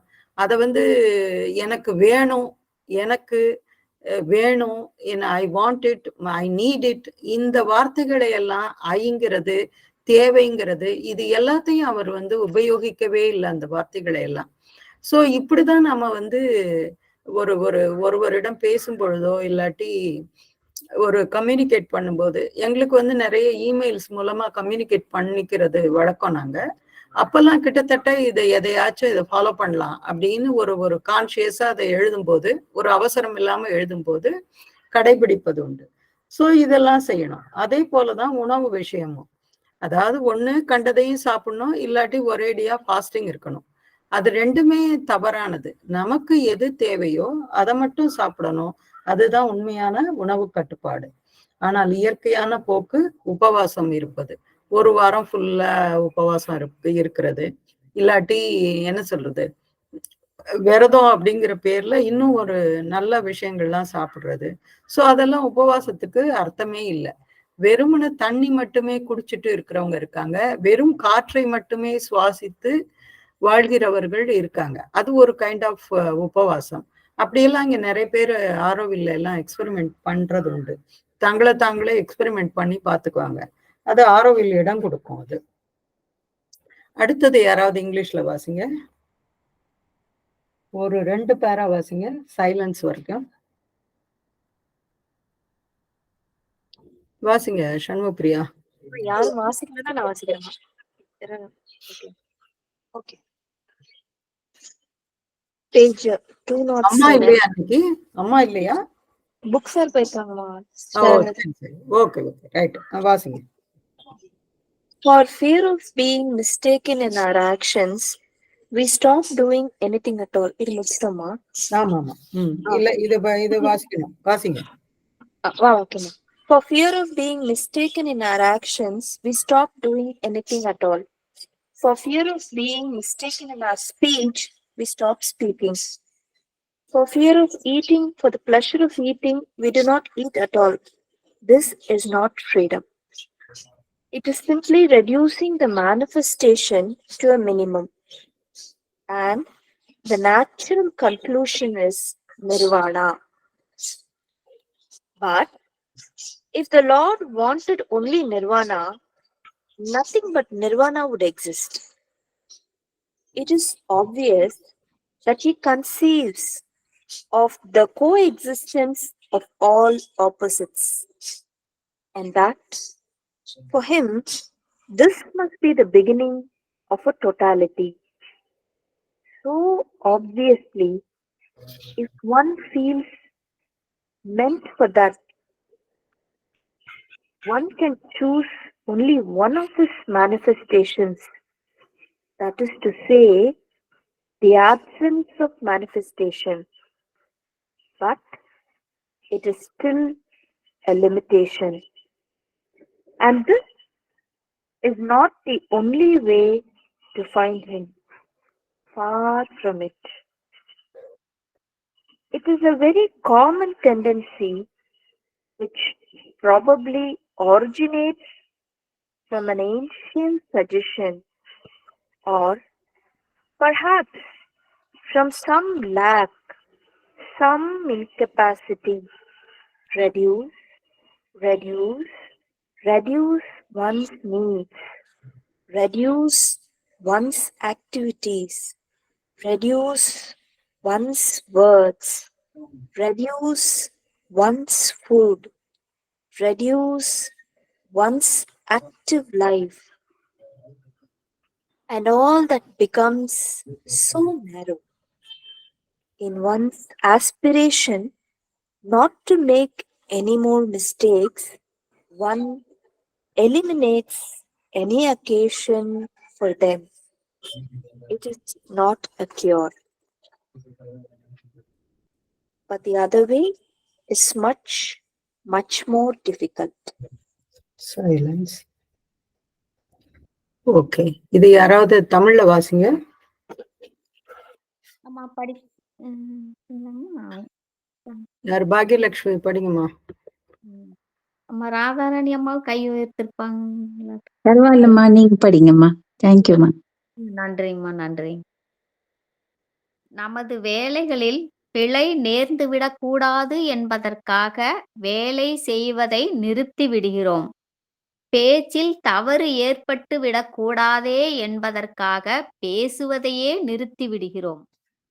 உண்பதிலுள்ள இன்பத்திற்காக உண்ணக்கூடாது என்பதற்காக உண்ணாமலே இருந்து விடுகிறோம். இது சுதந்திரமாகாது. இது இறைவனது வெளிப்பாட்டை குறைந்தபட்சமாக குறைப்பதுதான். அது நிர்வாணத்தில்தான் போய் முடியும். ஆனால் இறைவன் நிர்வாணம் ஒன்றையே விரும்பியிருந்தால் நிர்வாணம் தவிர வேறொன்றும் இருந்திருக்காதே. எல்லாவிதமான எதிர்மறைகளும் சேர்ந்து இருக்க வேண்டும் என்றே அவன் விரும்புகிறான் என்பது தெளிவாக தெரிகிறது. அவனுடைய திட்டத்தில் இது ஒரு முழுமையின் தொடக்கமாக இருக்க வேண்டும். ஆகவே ஒருவன் அதுதான் தன்னுடைய வழி என்று உணர்ந்தால் அவன் இறைவனுடைய வெளிப்பாடுகளில் ஒன்றை மட்டும், அதாவது வெளிப்பாடே மேனிஃபெஸ்டேஷன் இல்லாமல் இருப்பதை தேர்ந்து கொள்ளலாம். ஆனாலும் அது ஒரு வரம்பிற்கு உட்படுத்துவதாகவே இருக்கும். அவனை கண்டுபிடிக்க இது ஒன்றுதான் வழி என்பது சரியன்று அன்று. இப்படி ஒரு பொதுவான போக்கு உள்ளது. ஒரு மிக பழைய சூசனையிலிருந்தோ அல்லது ஒருவேளை ஏதோ ஒரு திறமை குறைவிலிருந்தோ அது உண்டாகலாம். குறைக்க வேண்டும்.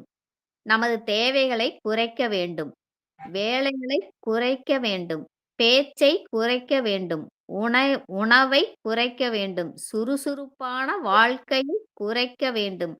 இப்படி செய்யும்போது நீ குறுகிப் போய்விடுகிறாய்.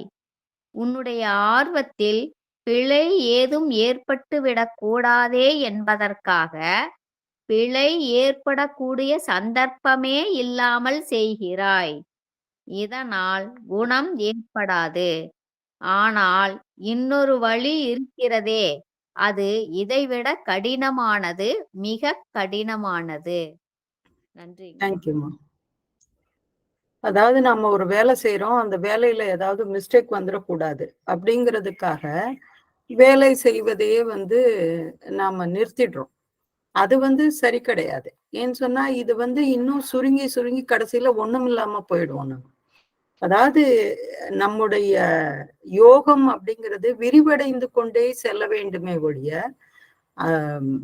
இது இங்கிலீஷ் ஆஃப் சாவித்ரியில சொல்லும் போது அந்த புக் 2 பத்தி ஷதவன் நேத்து ஒரு அந்த எக்ஸ்பிளனேஷனை சொல்லும் பொழுது பைல் ஆஃப் வேர்ல்ட்ஸ் அப்படின்னு சொல்றாங்க. அதாவது உலகத்தின் குவியல்களை அவர் பார்த்துக்கிட்டே இருக்காரு. ஆனா இது எல்லாத்தையும் தாண்டி பல உலகங்களையும் தாண்டி போகும்போது அனைத்தையும் கடந்த ஒரு நிலை அங்கேயும் அதவே எட்டும் அளவிற்கு அந்த புக் 11ல சாவித்ரி ரீச் ஆகிறார். அப்போ இது போல நம்முடைய யோகம் அப்படிங்கிறது விரிவடைந்து கொண்டே போக வேண்டுமே தவிர சுருங்கி கொண்டே போகக்கூடாது. புதிய அழகை வெளிப்படுத்த வேண்டும். ஏன்னா சைத்திய புருஷனோட குவாலிட்டி அதுதான். துணிவு, அழகு, இது எல்லாமே சைத்திய புருஷனுடைய பல திறமைகள். இது எல்லாம் சைத்திய புருஷனுடைய குவாலிட்டிஸ், அதனுடைய அம்சங்கள். அப்போ அதை எல்லாத்தையும் வெளிப்படுத்துற விதமாக தான் நம்முடைய எல்லா செயல்களும் இருக்கணுமே தவிர அதை சுருக்கி கொண்டே போகக்கூடாது. பேச்சில் தவறு ஏற்பட்டு விடக்கூடாது என்பதற்காக பேசுவதையே நிறுத்தி விடுகிறோம். இதுல ஏதாவது தப்பு வந்துடக்கூடாது, தப்பா பேசிட போறேன் அப்படின்னு சொல்லிட்டு பேசுறதையே வந்து நிறுத்திடுறோம். அதே போல உண்பதில் உள்ள இன்பத்திற்காக உண்ணக்கூடாது என்பதற்காக உண்ணாமலே இருந்து விடுகிறோம். அதுவும் அதே போல சாப்பிடாமலே இருந்துடுறோம். அதாவது சாப்பிடுவது அப்படிங்கிறது தவறு கிடையாது. ஆனா இந்த அட்வர்டைஸ்மெண்ட்டுக்காக சாப்பிடுறதுதான் தவறானது. நமக்கு எவ்வளவு பசியோ இல்லாட்டி எது அந்த அந்த ஒரு எல்லாத்திற்கும் ஒரு இன்னைக்கு இன்னொரு ஒரு இது படிக்கும்போது மோனாதா கிட்ட அன்னை சொன்னது ஞாபகம் வருது. அதாவது உனக்கு ரொம்ப நீ மனசு குழப்பத்துல இருக்கும் பொழுது நீ வந்து நல்ல விஷயங்களை பற்றி யோசிக்கணும். அந்த கெட்ட விஷயங்கள் திருப்பி திருப்பி உன்னோட மனசுல வரும் பொழுது நீ வந்து இறைவனுக்கு ஒரு நன்றியுடையவனாக நீ இருக்கணும் அப்படின்னு வந்து அன்னை வந்து மோனாதா கிட்ட சொல்றாரு. அதாவது எவ்வளவு அழகான இயற்கை இது, வந்து எவ்வளவு விதவிதமான இதுல வந்து பறவைகள், விலங்குகள் என எண்ணற்ற பூக்கள், அதுல வந்து அதனுடைய பல வண்ண நிறங்கள், அதனுடைய வாசனை, அப்புறம் வந்து நாம சாப்பிடுற அந்த காய்கறிகள், எத்தனை எல்லாமோ பழங்கள், நம்ம வந்து கீரை வகைகள், பருப்பு வகைகள், இது எல்லாம் வந்து இந்த இயற்கை அபரிமிதமாக அள்ளி கொட்டுது. அது என்ன உதிக்கும் சூரியன், சாயந்தரம் மறையும் சூரியன், அந்தி வேளையில் கீழிறங்கும் மேற்கே இறங்கும் சூரியன், பரந்த ஆகாயம், இப்படின்னு நம்ம சொல்லிட்டே போலாம். இவ்வளோ இயற்கை நமக்கு அள்ளி கொடுத்திருக்கும் போது அதை நன்றியோட நினைத்து இதை எல்லாத்தையும் ஒதுக்கி தள்ளணும் அப்படிங்கிறாங்க. அதனால இப்போ வந்து ஒரு பேசும்போது தப்பு வந்துரும் அப்படிங்கிறதுக்காக வேண்டி பேசாம இருக்கக்கூடாது. ஆனா எவ்வளவு அளவோட பேசணும், எதை பேசணும் அப்படிங்கிறது மட்டும் தெரியணும். அந்த ஒரு இதுல வந்து ஒருத்தர் பதிவு பண்ணியிருப்பார். பகவான் ஸ்ரீ அரவிந்தர் பேசும்போது பல அரசியல் கூட்டங்கள்ல வந்து அவரு பேசுவாராம். 10,000 ஜனங்கள் கூடி இருக்குமா. அந்த காலத்துல அந்த மைக்குக்கெல்லாம் அவ்வளவு பெரிய சொபிஸ்டிகேட்டட் எக்யூப்மெண்ட்ஸ் எல்லாம் கிடையாது. ஆனா அவர் பேசினா கீழே ஒரு குண்டூசி விழுந்தா கூட சத்தம் கேட்குமா. அவ்வளோ ஒரு பின் டிராப் சைலன்ஸ், அவ்வளோ அமைதியா இருந்தா அவருடைய பேச்சை கேட்பார்களாம். அப்போ எந்த அளவிற்கு தன்னிடம் ஒரு கட்டுப்பாடு இருந்தால் அந்த கட்டுப்பாடு எல்லார்கிட்டையும் ரேடியேட் ஆகும். சோ இதுதான் வந்து நாம செய்யக்கூடியது. ஒண்ணு தப்பு வந்துருமே அப்படிங்கிறதுக்காக அதை செய்யாம இருக்க முடியாது. நம்ம சில விஷயங்களை வந்து சொல்லிதான் ஆகணும், அவ்வளவுதான். சோ அதுதான் வந்து அன்னை சொல்றாரு. இது மாதிரி நம்மை நாமே சுருக்கி கொள்ளக்கூடாது அப்படிங்கிறார். இது இறைவனுடைய இது சுதந்திரமாகாது. இது இறைவனது வெளிப்பாட்டை குறைந்தபட்சமாக குறைப்பது போல ஆகும். அது வந்து இன்னும் நம்ம சுருக்கிடுறோம். இறைவனுடைய அந்த இந்த மேனிஃபெஸ்டேஷனை, இதனுடைய அழகை, இது எல்லாத்தையும் நம்ம சுருக்கிடுறோம். அது நிர்வாணத்தில் தான் போய் முடியும். அது நிர்வாணத்துல போய் முடியும்னா எதுக்கு இந்த அழகான உலகத்தை அவர் வந்து படைச்சாரு? வெறும் கல்லு மண்ணோடையே இருந்துட்டு போலாமே. ஏன் இத்தனை விதவிதமான ஜீவராசிகள், இத்தனை கோள்கள் இதெல்லாம் வந்து படைச்சாரு? சோ சாவித்திரியில ஒரு அற்புதமான ஒரு வரி வந்தது இந்த நிர்வாணா அப்படிங்கிற பார்க்கும்போது. அதாவது பக்கம் 453, அதுல வந்து in him nirvana lives and speaks and acts, impossibly creating a universe. In him nirvana lives and speaks and acts, impossibly creating a universe. அப்போ இப்படிதான் இந்த உலகம் இருக்கணுமா? அதெல்லாம் இல்லவே இல்லை. சோ எதற்காக இந்த உலகத்தை வந்து இறைவன் படைத்தான் அப்படின்னாக்க, இது வந்து ஆனந்தத்தின் காரணமாக அவன் படைத்தான். சோ இந்த உலகம் வந்து ஒரு மாயை இல்ல, ஒரு ஆனந்தமானது. சோ அததான் வந்து நாம இங்க எடுத்துக்கணும். சோ இதை வந்து குறைக்க கூடாது. இறைவனுடைய அந்த வெளிப்பாட்டை மிகவும் குறைந்தபட்சமாக ஆக்கக்கூடாது. ஆனால் இறைவன் நிர்வாணம் ஒன்றையே விரும்பி இருந்தால் நிர்வாணம் தவிர வேறொன்றும் இருந்திருக்காதே. எல்லா விதமான எதிர்மறைகளும் சேர்ந்து இருக்க வேண்டும் என்றே அவன் விரும்புகிறான். அப்போ இந்த நல்லது கெட்டது எல்லாம் அது இடத்துல இல்லை அப்படின்னு சொல்லுவார் அன்னை. சோ இது எல்லாமே சேர்ந்து இருக்கணும். இது இருந்தாதான் அது வந்து ஒரு முழுமையை அடைய முடியும். ஒரு அஃபோரிசம்ல ஸ்ரீ அரவிந்தர் சொல்வார், Rama and Ravana are both sides of a coin அப்படின்னு எழுதியிருப்பாரு ஒரு அஃபோரிசம்ல. சோ நமக்கு வந்து ஆச்சரியமா இருக்கும். அவன் வந்து ராவணன்னா ஒரு கொடியவன், அது எப்படி ஒரு நாணயத்தின் இன்னொரு பக்கம் எப்படின்னு எப்படி சொல்ல முடியும்? அப்பதான் அந்த ஒரு முழுமை அப்படிங்கிறது வரும். அவனுடைய திட்டத்தில் இது ஒரு முழுமையின் தொடக்கமாக இருக்க வேண்டும். ஆகவே ஒருவன் அதுதான் தன்னுடைய வழி என்று உணர்ந்தால் அவன் இறைவனுடைய வெளிப்பாடுகளில் ஒன்றை மட்டும், அதாவது வெளிப்பாடே இல்லாமல் இருப்பதை தேர்ந்து கொள்ளலாம். இப்போ ஒருத்தனுக்கு வந்து என்னுடைய வழி அதுதான் அப்படின்னு அவன் சூஸ் பண்ணிட்டானா okay, he can proceed with that. அவன் அதுல வந்து செய்யலாம். ஆனால் அப்போயும் என்ன ஆகும்னா அது ஒரு வரம்பிற்கு உட்படுத்துவதாகவே இருக்கும். அப்பையும் கூட தன்னை லிமிட் பண்ணிக்கிறது, தன்னை ஒரு குறுக்கிக் கொள்வதாக தான் இருக்கும். அவனை கண்டுபிடிக்க இது ஒன்றுதான் வழி என்பது சரி அன்று. இது ஒண்ணுதான் வழி அப்படிங்கிறது அதெல்லாம் சரி கிடையாது அப்படின்ட்டாங்க. இப்படி ஒரு பொதுவான போக்கு உள்ளது. ஒரு மிக பழைய சூசனையில் இருந்தோ அல்லது ஒருவேளை ஏதோ ஒரு திறமை குறைவில் இருந்தோ அது உண்டாகலாம்.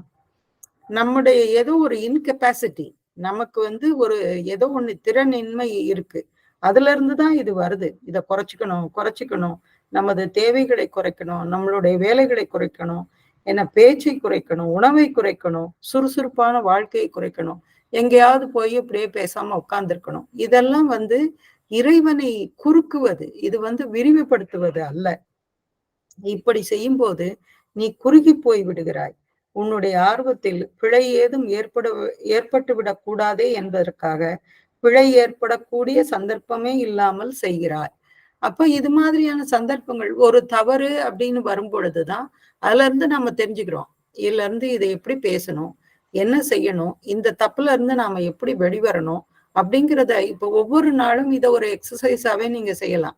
எந்த சந்தர்ப்பத்துல எல்லாம் நான் வந்து எப்படி பேசினேன், எப்படி நடந்துகிட்டேன் அப்படிங்கிறத அந்தந்த சமயத்துல அதை மார்க் பண்ணி வச்சுட்டு நீங்க வந்து ஒரு டைரி மாதிரி மெயின்டைன் பண்ணலாம். பிற்காலத்துல அது ரொம்ப உபயோகமா இருக்கும். ஏன்னா ஒண்ணு எழுத ஆரம்பிக்கும் போதே அதை நம்ம வந்து நம்மளுடைய அந்த ஜீவன்ல இருந்து அதை எலிமினேட் பண்ண ஆரம்பிச்சுக்குவோம், அதை வெளியேற்ற ஆரம்பிச்சிடுவோம். சோ அது வந்து ரொம்ப ஒரு நல்ல பிராக்டிஸா இருக்கும். ஆனால் இன்னொரு வழி இருக்கிறதே, அது இதை விட கடினமானது.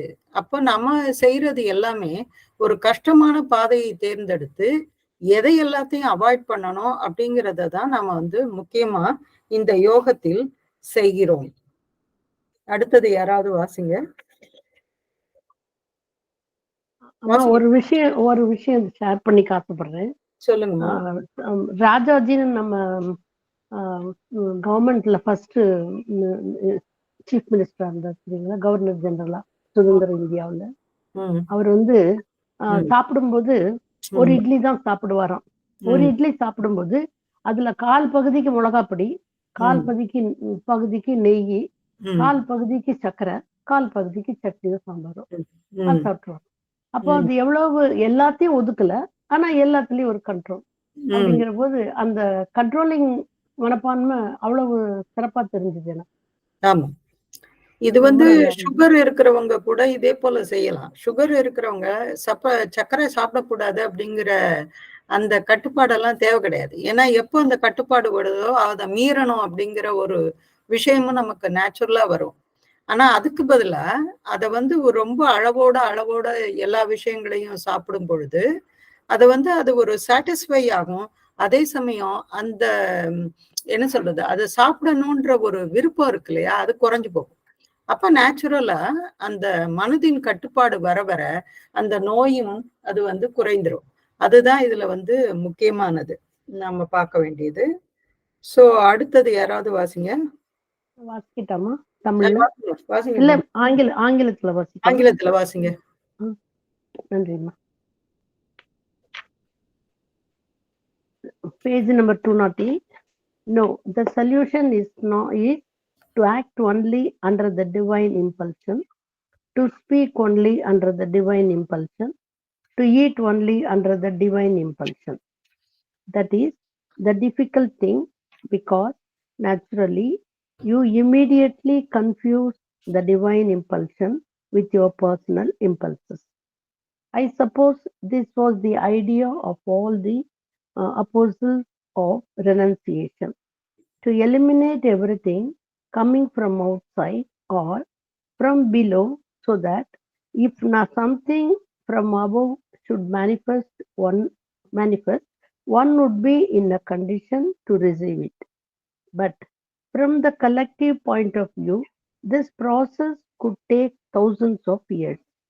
From the individual point of view, it is possible, but then one must keep intact the aspiration to receive the true impulsion, not the aspiration for complete liberation, but the aspiration for active identification with the Supreme, that is to say, to will only what he wills, to do only what he wants, to exist by and in him alone.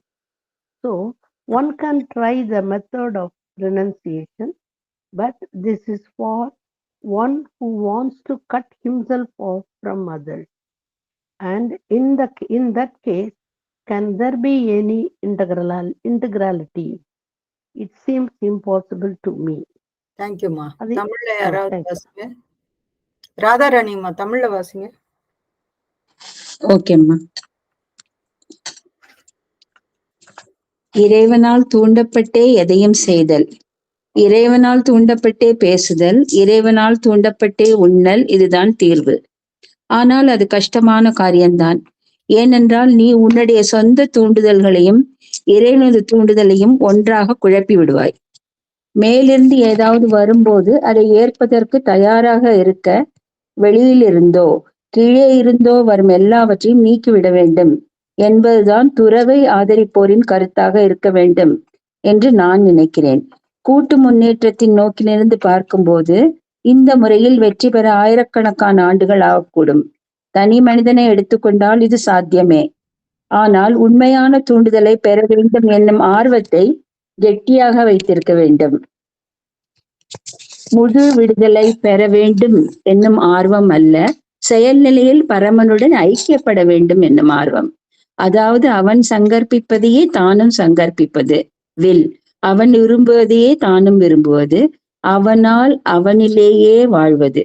ஆகவே ஒருவன் திறவு முறையை பின்பற்றி பார்க்கலாம், ஆனால் அந்த முறை தன்னை பிறரிடமிருந்து கத்தரித்துக் கொள்வோர் வழி. மேலும் அந்த முறையில் முழுமை இன்டெகிராலிட்டி இருக்க முடியுமா? முடியாது என்று எனக்கு தோன்றுகிறது. தேங்க்யூமா. Thank you ma'am. சோ இன்னொரு இந்த கடினமான வழி என்னது அப்படின்றத ஒரு மௌனத்திற்கு அப்புறம் அன்னை சொல்றார். இறைவனால் தூண்டப்பட்டு எதையும் செய்தல், அதாவது இறைவனுடைய உந்துதல் என்னவோ, நமக்குள்ள இறைவன் எதை செய்யணும்னு சொல்றானோ அதையே செய்வது. இறைவனால் தூண்டப்பட்டே பேசுதல், இதை எப்படி நம்ம பயிற்சி பண்ணுவது அப்படின்னு சொன்னாக்கா, பல இது மாதிரி இன்சிடென்ட்ஸ் நமக்கு ஆசிரம்ல நடந்ததெல்லாம் நமக்கு தெரியும். உன்னை பேசுவதற்கு முன்னாடி அன்னை சொல்லியிருக்காரு, ஒரு நிமிஷம் மௌனமா இருக்கணும். ஒரு கருத்தை தெரிவிக்கும் முன்னால அமைதியா இருந்து அதை அன்னையிடம் சமர்ப்பித்து விட்டு அதற்கப்புறம் நமக்கு என்ன பேச வருதோ அதை பேசணும். இப்படிதான் இதை தூண்டப்பட்டே பேசுதல், இறைவனால் தூண்டப்பட்டே பேசுதல் அப்படின்னா நாம ரிமெம்பர் அண்ட் ஆஃபர் தான் செய்ய முடியும். இதை எல்லாத்துக்கும் முன்னாடியும் செய்யணும். அதாவது செய்யற செயல் மட்டும் இல்லை, நம்முடைய சிந்தனைகளை கூட அது போல செய்ய முடியும். ஒரு சிந்தனை வரப்போகுது அப்படின்னு சொன்னாக்க உடனே அதை ஆஃபர் பண்ண வேண்டியது, அன்னையை நினைத்து அதை அன்னையிடம் சமர்ப்பணம் செய்வது. அப்ப நமக்கு அந்த சிந்தனை தேவையா தேவையில்லையா அப்படிங்கிறது நமக்கு வரும். இறைவனால் தூண்டப்பட்டே உண்ணல், இதுதான் தீர்வு. அப்ப இறைவனுக்கு ஊட்டுவது போல நாம சாப்பிடும்போது, இது கூட ஜென் மெத்தட் இருக்கு. ஜென் மெத்தட்ல அவங்க ஒரு டீயை குடிக்கிறது அப்படின்னு சொன்னா ஒரு சின்ன கப்புல தான் டீ குடிப்பாங்க. அதுவும் அந்த என்ன கிரீன் டீயோ என்னவோ ஒண்ணு, அந்த ரொம்ப குட்டியோண்டு கப்பா இருக்கும், ஒரு 4 ஸ்பூன் டீ தான் இருக்கும். ஆனா அந்த டீயை அவ்வளோ நேரம் குடிப்பாங்க. அதை 1 மணி நேரம் போல குடிப்பாங்க. அது அந்த சூடு ஆறி இருக்கும். பட் அந்த ஜென் மெத்தட் அது போல அதை ஒவ்வொன்றத்தையும் உணர்ந்து ரசித்து அதை அந்த ஒரு கிரேட்ஃபுல்லோட அதை சாப்பிடுறது. சோ அதனால இறைவனால் தூண்டப்பட்டே உண்ணுவது, இதுதான் தீர்வு. ஆனால் அது கஷ்டமான காரியம். ஏனென்றால் நீ உன்னுடைய சொந்த தூண்டுதல்களையும் இறைவனுடைய தூண்டுதலையும் ஒன்றாக குழப்பி விடுகிறாய். இப்ப எனக்கு இறைவன் இப்படிதான் சொன்னான் அப்படின்னு எல்லாம் ஒரு குழப்பம் அதுல வந்துடுது. அதனாலதான் முதல்ல இதை ஆஃபர் பண்ணிட்டு அமைதியாக இருந்து அதுக்கப்புறம் என்ன வருதோ அதுக்கப்புறம் அதை பேசுறது, இல்லாட்டி அதுக்கப்புறம் அதை செய்யறது. முக்கியமா வந்து கோபம் வந்தது அப்படின்னு சொன்னாக்கா, இப்போ ஒருத்தர் மேல நமக்கு வந்து ஒரு பெரிய வருத்தம் இருக்கு. இப்ப வந்து அதை சொல்லணும் அப்படின்னு துடிக்கிறோம். அதை வந்து உடனே சொல்லியே ஆகணும். அதை வந்து ஆற போட்டுறணும். ஒரு 2 நாளைக்கு அதை பத்தின ஒரு எந்த விஷயத்தையும் எடுக்காம 2 நாளைக்கு ஆற போட்டுட்டு 3வது நாள் அதை வந்து அன்னையிடம் சமர்ப்பணம் செய்துவிட்டு அதை பேசினால் அது சரியாக இருக்கும், சரியாக நடக்கும். மேலிருந்து ஏதாவது வரும்போது அதை ஏற்பதற்கு தயாராக இருக்க வெளியிலிருந்தோ கீழே இருந்தோ வரும் எல்லாவற்றையும் நீக்கிவிட வேண்டும் என்பதுதான் துறவை ஆதரிப்போரின் கருத்தாக இருக்க வேண்டும்.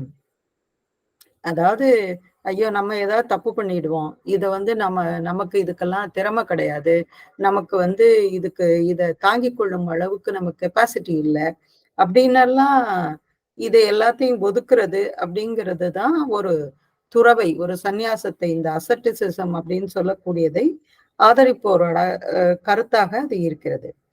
கூட்டு முன்னேற்றத்தின் நோக்கிலிருந்து பார்க்கும்போது இந்த முறையில் வெற்றி பெற ஆயிரக்கணக்கான ஆண்டுகள் ஆகக்கூடும். நம்முடைய பூரண யோகமே வந்து தனிப்பட்ட யோகம் அல்ல, இது இறைவனுக்காக செய்யப்படும் யோகம். இதுல வந்து அந்த தனி நபரும் முன்னேறணும், சுற்றி இருக்கிறவங்களையும் முன்னேற்றணும். அதுதான் நம்மளுடைய இந்த பூரண யோகத்தின் நோக்கமே. நீங்க எல்லாம் என் சிந்தசிஸ் படிக்கிறீங்க, உங்களுக்கு தெரியும். ஆனால் உண்மையான தூண்டுதலை பெற வேண்டும் என்னும் ஆர்வத்தை கெட்டியாக வைத்திருக்க வேண்டும். உண்மையான இது என்னவோ, அந்த இறைவனுடைய சங்கல்பம் என்னவோ அது எனக்கு தெரியணும் அப்படிங்கிற ஆர்வத்தை நாம வந்து அதை மாறாம நமக்குள்ள வச்சிருக்கணும். முழு விடுதலை பெற வேண்டும் என்னும் ஆர்வம் அல்ல. அதாவது லிபரேஷன் இல்ல, முக்தி இல்ல. முக்தி தான் நாம் வேண்டுவது அல்ல. ஆனா செயல்நிலையில் பரமனுடன் ஐக்கியப்பட வேண்டும். அதாவது complete union with the supreme, அந்த பரம்பொருளுடன் நாம் ஐக்கியம் அடைய வேண்டும் அப்படிங்கிறது தான் நம்முடைய ஆர்வமாக இருக்க வேண்டும். முக்தி அல்ல. முக்தி அப்படிங்கிறது இந்த ஆன்மீக நிலையில் அது ஒரு நிலை, அது ஒரு படிநிலை, அவ்வளவுதான். அது வந்து ஒரு தனிப்பட்ட நபருக்கு அது சாத்தியம்.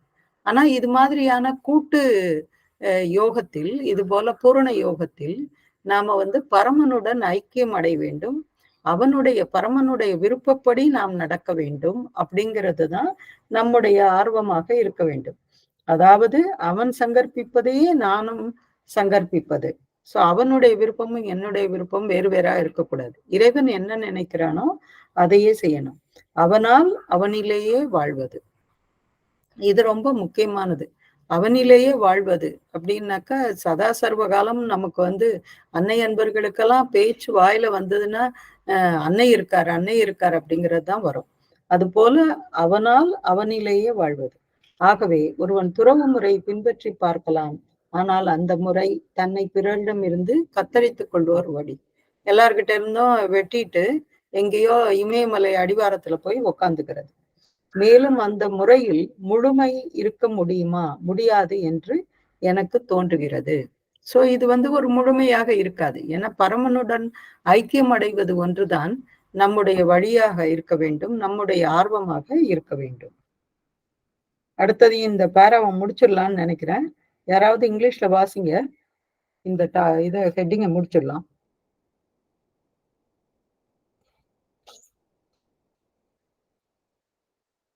வாசிங்கம்மா Shanmugapriya.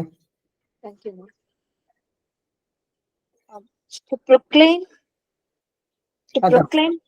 To proclaim publicly what one wants to do is a considerable help. It may give rise to objections, scorn, conflict, but this is largely compensated for by public expectation. So to say, by what other people expect from you. This was certainly the reason for those robes, the ochre robes of the sannyasis, to let people know. Of course, that may bring you the scorn, the bad will of some people. But then there are all those who feel they must not interfere or meddle with this, that It is not their concern. I do not know why, but it always seemed to me like showing off. It may not be, and in some cases it is not, but all the same, it is a way of saying to people, look, this is what I am. And as I say, it may help, but it has its drawback. It is another childishness. All these things are means, stages, steps, but true freedom is to be free of everything, including names. Silence. It is a restriction. முடிச்சிடுங்க, வாசிச்சு முடிச்சிடுங்க. It is a restriction, a constriction, whereas the true thing is an opening, a widening, an identification with the whole. When you reduce yourself, you do not have any feeling of losing yourself. It takes away your fear of losing yourself. You become something solid and compact. But if you choose the method of widening, the greatest possible widening, you must not be afraid of losing yourself. It is much more difficult. Thank you. தமிழ்ல யாராவது வாசிங்கம்மா? படிக்கிறேங்கம்மா. படிங்க. தான் செய்ய போவதை எல்லோருக்கும் தெரியும்படியாக அறிவிப்பதால் குறிப்பிடத்தக்க அளவில் உதவி உண்டு. அதனால் ஆட்சேபனைகள் உண்டாகலாம். பலர் உன்னை நிந்திக்கலாம். மோதல்கள் ஏற்படலாம். ஆனால் பொது மக்களுடைய எதிர்பார்ப்பு மற்றவர்கள் உன்னிடமிருந்து பெரிதாக எதிர்பார்ப்பது ஆகியவை அவற்றை அநேகமாக ஈடு செய்துவிடும். சந்நியாசிகளுடைய துவாரடைக்கு இதுதான் காரணம். மக்களுக்கு தன் லட்சியத்தை பற்றி அறிவித்தல். அதன் காரணமாக சிலருடைய நிகழ்ச்சிக்கு நீ ஆளாகலாம். நிகழ்ச்சிக்கு நீ ஆளாகலாம். சிலருடைய தீய எண்ணங்களுக்கு ஆளாகலாம். ஆனால் உன் காரியத்தில் தலையிடக்கூடாது. அது தங்களுடைய பிரச்சனை அன்று என நினைக்கின்றவர்களும் இருப்பார்கள். ஏன் என்று சொல்ல முடியாது. ஆனால் இது ஏதோ தன்னை விளம்பரப்படுத்திக் கொள்வதற்காகத்தான் என்று எப்போதுமே எனக்கு தோன்றி இருக்கிறது. எல்லாரும் அப்படிப்பட்டவர்களாக இருக்க முடியாது. சிலர் நிச்சயமாக அப்படி இல்லை.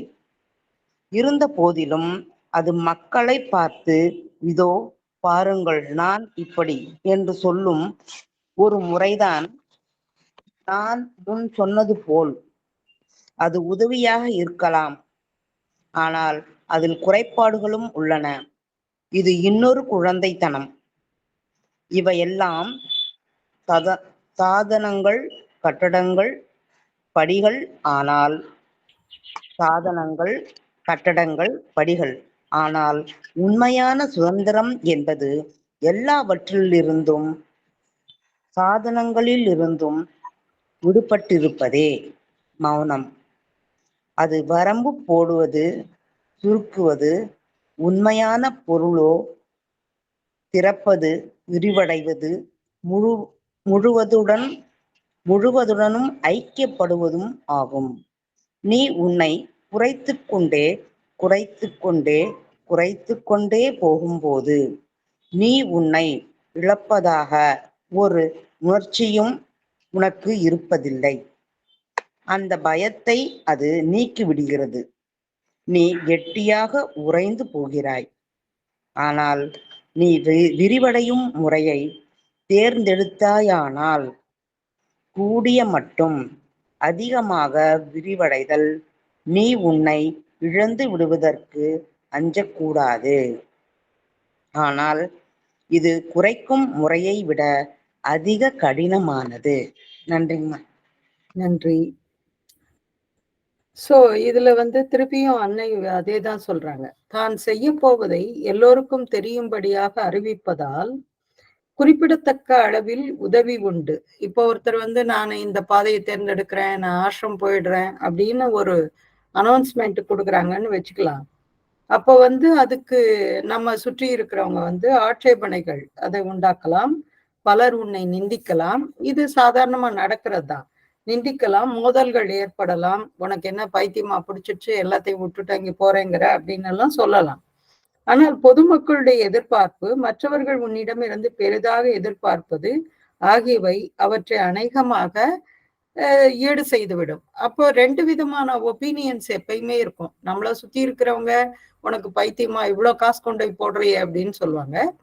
ஆனா அதே சமயம் ஒரு சிலர் வந்து ஓகே அவ நல்ல காரியத்துக்கு தான் செய்யறா அப்படிங்கிறதும் ஒரு சிலருக்கு இருக்கும். அவற்றை அநேகமாக ஈடு செய்துவிடும். சன்னியாசிகளுடைய துவாராடைக்கு இதுதான் காரணம். ஏன்னா அவங்க வந்து ஒரு ஏதோ ஒரு யூனிஃபார்ம் மாதிரி ஒரு கலர் ட்ரெஸ் போட்டுக்கும் போதே கருப்போ இல்லாட்டி வந்து சிகப்போ இல்லாட்டி காவி குடையோ இது மாதிரி எதை போட்டுக்கிறாங்களோ அது வந்து ஒரு அறிவிப்பு போல ஆகுது.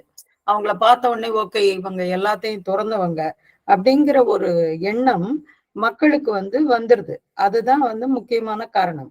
அதன் காரணமாக சிலருடைய இகழ்ச்சிக்கு நீ ஆளாகலாம், சிலருடைய தீய எண்ணங்களுக்கும் ஆளாகலாம். ஆனால் உன் காரியத்தில் தலையிடக்கூடாது, அது தங்களுடைய பிரச்சனை அன்று என்று நினைக்கிறவர்களும் இருப்பார்கள். நம்ம இந்தியாவில வந்து இது ரொம்ப சகஜம்தான். இதெல்லாம் வந்து அவனுடைய விஷயம், அவன் இது போல உன்னை சூஸ் பண்ணியிருக்கான், போகட்டும் அப்படின்னு சொல்றவங்களும் இருக்காங்க. ஏன் என்று சொல்ல முடியாது. ஆனால் இது ஏதோ தன்னை விளம்பரப்படுத்திக் கொள்வதற்காகத்தான் என்று எப்போதுமே எனக்கு தோன்றி இருக்கிறது. ஆனா அன்னை வந்து தன்னுடைய அபிப்பிராயத்தை வந்து இங்க சொல்றாங்க. இது வந்து ஒரு விளம்பரம் மாதிரிதான். பாரு நான் எல்லாத்தையும் விட்டுட்டு இங்க வந்துட்டேன் அப்படின்னு சொல்லிக்கிறது வந்து ஒரு விளம்பரப்படுத்துறது போல. எல்லோரும் அப்படிப்பட்டவர்களாக இருக்க முடியாது. சிலர் நிச்சயமாக அப்படி இல்லை. இருந்த போதிலும் அது மக்களை பார்த்து இதோ பாருங்கள் நான் அப்படி இத வந்து எல்லாருக்கும் வந்து ஒரு போஸ்டிங் மாதிரி நாம வந்து தம்பட்டம் அடிச்சுக்கிறது, நான் இப்படிதான் அப்படின்னு சொல்றது. இது வந்து இன்னொரு குழந்தைத்தனம் அப்படிங்கிறாங்க. நான் முன் சொன்னது போல் அது உதவியாக இருக்கலாம், ஆனால் அதில் குறைபாடுகளும் உள்ளன. இது இன்னொரு குழந்தைத்தனம். இவையெல்லாம் சாதனங்கள், கட்டங்கள், படிகள். இதெல்லாம் வந்து ஒரு ஸ்டேஜ், அந்த ஆன்மீக பயணத்துல ஒரு நிலை இது. ஆனா அந்த வழி கூட அந்த சாதனங்களிலிருந்தும் விடுபட்டு இருப்பதுதான் உண்மையான சுதந்திரம் அப்படிங்கிறாங்க. எந்த முறையை கையாள்கிறோம் அப்படிங்கிறது கூட அதுல இருந்தும் கூட ஒரு சுதந்திரம் வரணும். ஏன்னா ஒரே விஷயத்தையே வந்து ஸ்ட்ரிக்டா நம்ம வந்து ஃபாலோ பண்ணிட்டு இருக்க கூடாது அப்படின்னு. அதனாலதான் நீங்க ஆசிரமத்துல பாத்தீங்கன்னா 2000 பேர் இருக்கிற ஆசிரம்ல ஒரு 10 பேர் 15 பேர் தான் கலெக்டிவ் மெடிடேஷனுக்கு நைட்டு 7:30 மணி மெடிடேஷனுக்கு வருவாங்க. அதே போலதான் ஆரோவில்லையும். அவ்வளவு பெரிய மாத்திரை மந்திர் ஆரோவில்லியன்ஸ்க்காக அது திறந்திருக்கும். ஆனா எல்லாரும் டெய்லி அங்க போய் அந்த தியானம் செய்வது அப்படிங்கிறது இல்லவே இல்லை. சோ அது போல அவரவர்களுடைய அந்த சூழ்நிலைக்கு ஏற்றபடி, மனப்பான்மைக்கு ஏற்றபடி அது வந்து ஒரு சிலருக்கு வேலை செஞ்சாலே போதும். எனக்கெல்லாம் அப்படிதான், வேலை செஞ்சாலே போதும் அப்படிங்கிற மாதிரி இருக்கும். தியானம் அப்படிங்கிறதெல்லாம் பெருசா பண்ண வராது. ஆனா அங்க போய் உட்கார்ந்தா எவ்வளவு நேரம் உட்கார்ந்துருப்பேனோ அது தெரியாது. அது என்னைக்காவது ஒரு நாளைக்கு அது போல நடக்கும். ஆனா வேலை அப்படின்னு வரும்பொழுது அதுவே தியானமாக மாறக்கூடிய ஒரு நிலையும் இருக்கு. அதனால இதுதான் ஒரு முறை அப்படிங்கிறத நாம வந்து அதை ஃப்ரேம் பண்ணி வைக்க முடியாது. அது வரம்பு போடுவது, சுருக்குவது, உண்மையான பொருளோ இது மாதிரி அதை வந்து ஒரு நீ காலையில எழுந்து நேரம் உட்காரு, 4:30 மணிக்கு குடிச்சிடணும், 5 மணிக்கு உட்கார்ந்துருக்கணும், இதெல்லாம் வந்து ஒரு ஒரு சட்ட திட்டத்தின்படி நடப்பது. இது வந்து நம்மள நாமே சுருக்கிக்கிறது. ஆனா உண்மையான பொருள் அப்படிங்கிறது திறப்பது, மேலும் மேலும் நம்மை அன்னைக்கு திறவாக வைத்திருப்பது, விரிவடைவது, இன்னும் வைடன் பண்ணிக்கிறது. நம்முடைய எண்ணங்கள், சிந்தனைகள் எல்லாத்துலயும் முழுவதுடனும் ஐக்கியப்படுவது ஆகும். ஒரு இயற்கையை பார்த்தா அதோட ஐக்கியப்படுவது. அப்ப வந்து சைத்திய புருஷன் தானே திறப்பதற்கான ஒரு வாய்ப்பு அப்ப இருக்கு. நீ உன்னை குறைத்து கொண்டே போகும்போது நீ உன்னை இழப்பதாக ஒரு உணர்ச்சியும் உனக்கு இருப்பதில்லை. அந்த குறைக்கும் போது நான் குறைச்சிட்டேன் அப்படின்னு சொல்லும் போதே எதையும் நாம இழப்பதற்கு அங்க ஒண்ணுமே இல்லை. அங்க முன்னேறுவதற்கான எந்த சாத்தியமும் இல்லை. ஆனா விரிவடைந்து கொண்டு போகும் பொழுது என்ன செய்யணும்? இப்போ ஒரு குழந்தை பிறக்குது அப்படின்னு சொன்னா பிறந்த உடனேவா அது ஓடுது? கிடையாது. மனித குழந்தைகள் மத்த ஆடு மாடெல்லாம் அது கண்ணு குட்டி வந்ததுனாக்கா உடனே அது ஓடும். ஆனா இந்த மனித குழந்தைகள் மட்டும் ஒவ்வொரு நிலையாக போவதை நாம பார்க்கிறோம். அது முதல்ல குப்புற விடும், அதுக்கப்புறம் லேசா தவழ ஆரம்பிக்கும், ஒரு காலை இழுக்கும், அதுக்கப்புறம் உட்காரும், அப்ப கீழே விடும், திருப்பியும் எழுந்து உட்காரும். ஏன்னு சொன்னா ஒன்றை விடணும் அப்படின்னு சொன்னாக்கா அந்த உட்காருவதை விட்டால்தான் அது நிக்க முடியும். அப்ப அந்த நிற்பதை விட்டால்தான் அது ஓட முடியும். அப்போ ஒவ்வொரு நிலைமைக்கும் இது போல ஒன்றை விட வேண்டியதுதான் அந்த வளர்ச்சிக்கான ஒரு அறிகுறி. இது நம்முடைய இந்த மனிதர்களுடைய இந்த வளர்ப்பிலேயே நம்ம பார்க்க முடியும். அப்போ அந்த பயத்தை அது நீக்கி விடுகிறது. நீ கெட்டியாக உறைந்து போகிறாய். இப்போ ஒரு தடவை கீழே விழுந்துட்டோம் அப்படின்னு சொன்னாக்கா சில அம்மா அப்பாக்கள்லாம் ஒன்றும் செய்ய மாட்டாங்க. சரி சரி எழுந்துச்சுக்கோ ஒன்றும் இல்லை அப்படின்னு சொல்லிட்டு விட்டுடுவாங்க. ஒரு சிலர் தான் ஐயோ அடிபட்டுருச்சா அப்படின்னு ஓடுவாங்க. ஆனா அந்த குழந்தை முன்னேறுவதற்கு அதுதான் ஒரு வாய்ப்பு அது. ஆனால் நீ விரிவடையும் முறையை தேர்ந்தெடுத்தாயானால் கூடிய மட்டும் அதிகமாக விரிவடைதல். இந்த விரிவடைதல்ன்ற முறையை நம்ம தேர்ந்தெடுக்கும் போது எவ்வளவு தூரம் மேக்சிமம் உன்னை திறக்க முடியுமோ நீ உன்னை இழந்து விடுவதற்கு அஞ்சக்கூடாது. அப்ப நம்ம கிட்ட இருந்து ஒன்னொன்னா அது தானே it will shed away from us. அது நம்ம கிட்ட இருந்து ஒன்னொன்னா போய்கிட்டே இருக்கும். நாம இன்னும் விரிவடைந்து கொண்டே போகலாம்.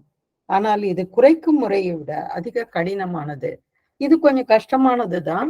ஆனா இந்த வழி மிகவும் உத்தமமானது. பரம்பொருளுடன் ஐக்கியம் அடைவதற்கு, அவனுடைய சித்தப்படி நடப்பதற்கு இது மிகவும் உதவியாக இருக்கும். இந்த வாரம் இதோட முடிச்சுக்கலாம். நிறைய படிச்சுட்டோம்னு நினைக்கிறேன் நானு இந்த வாரம். சோ அடுத்த வாரம் பார்க்கலாம்.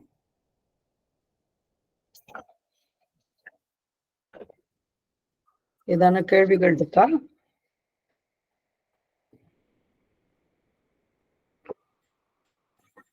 ராதாராணி சொல்லுங்கம்மா.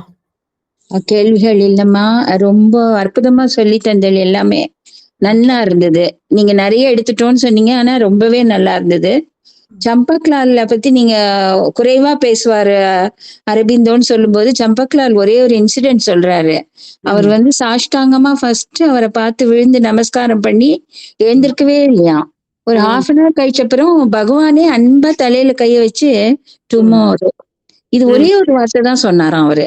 அதை நான் படிச்சு எனக்கு நீங்க சொன்ன அந்த டவல் இன்சிடென்ட் எனக்கு அப்ப ஞாபகம் வந்தது அந்த புக்ல படிச்சப்போ. அதுக்கு ரொம்ப நன்றி. அப்புறம் அந்த மோனாவோடது நீங்க சொன்னீங்க இல்லையா, கிராட்டிடியூட பத்தி மதர் சொல்லியிருக்காங்கன்னு. அதை பத்தி இன்னொருத்தரும் ஒரு லெக்சர்ல சொன்னாரு. கோவிட் டைம்ல கோவில் திறக்கலன்னு எல்லாரும் அழுதுட்டு இருந்தாங்க. ஜெகஜோதியா காலையில நம்மளை தேடி அந்த சூரியன் வராரு, 1000 கரத்தோட ஒளிய பொழிஞ்சுண்டு. அவரை பார்த்து கிராட்டிடியூட சொல்லாம நம்ம இல்லாத எதையோ நினைச்சு இது பண்ணிட்டு இருக்கோம் அப்படின்னு சொன்னாரு. இது ரெண்ட ஷேர் பண்ணணும்னு நினைச்சேம்மா. தேங்க்யூமா. நன்றிம்மா. நன்றி. தேங்க்யூமா.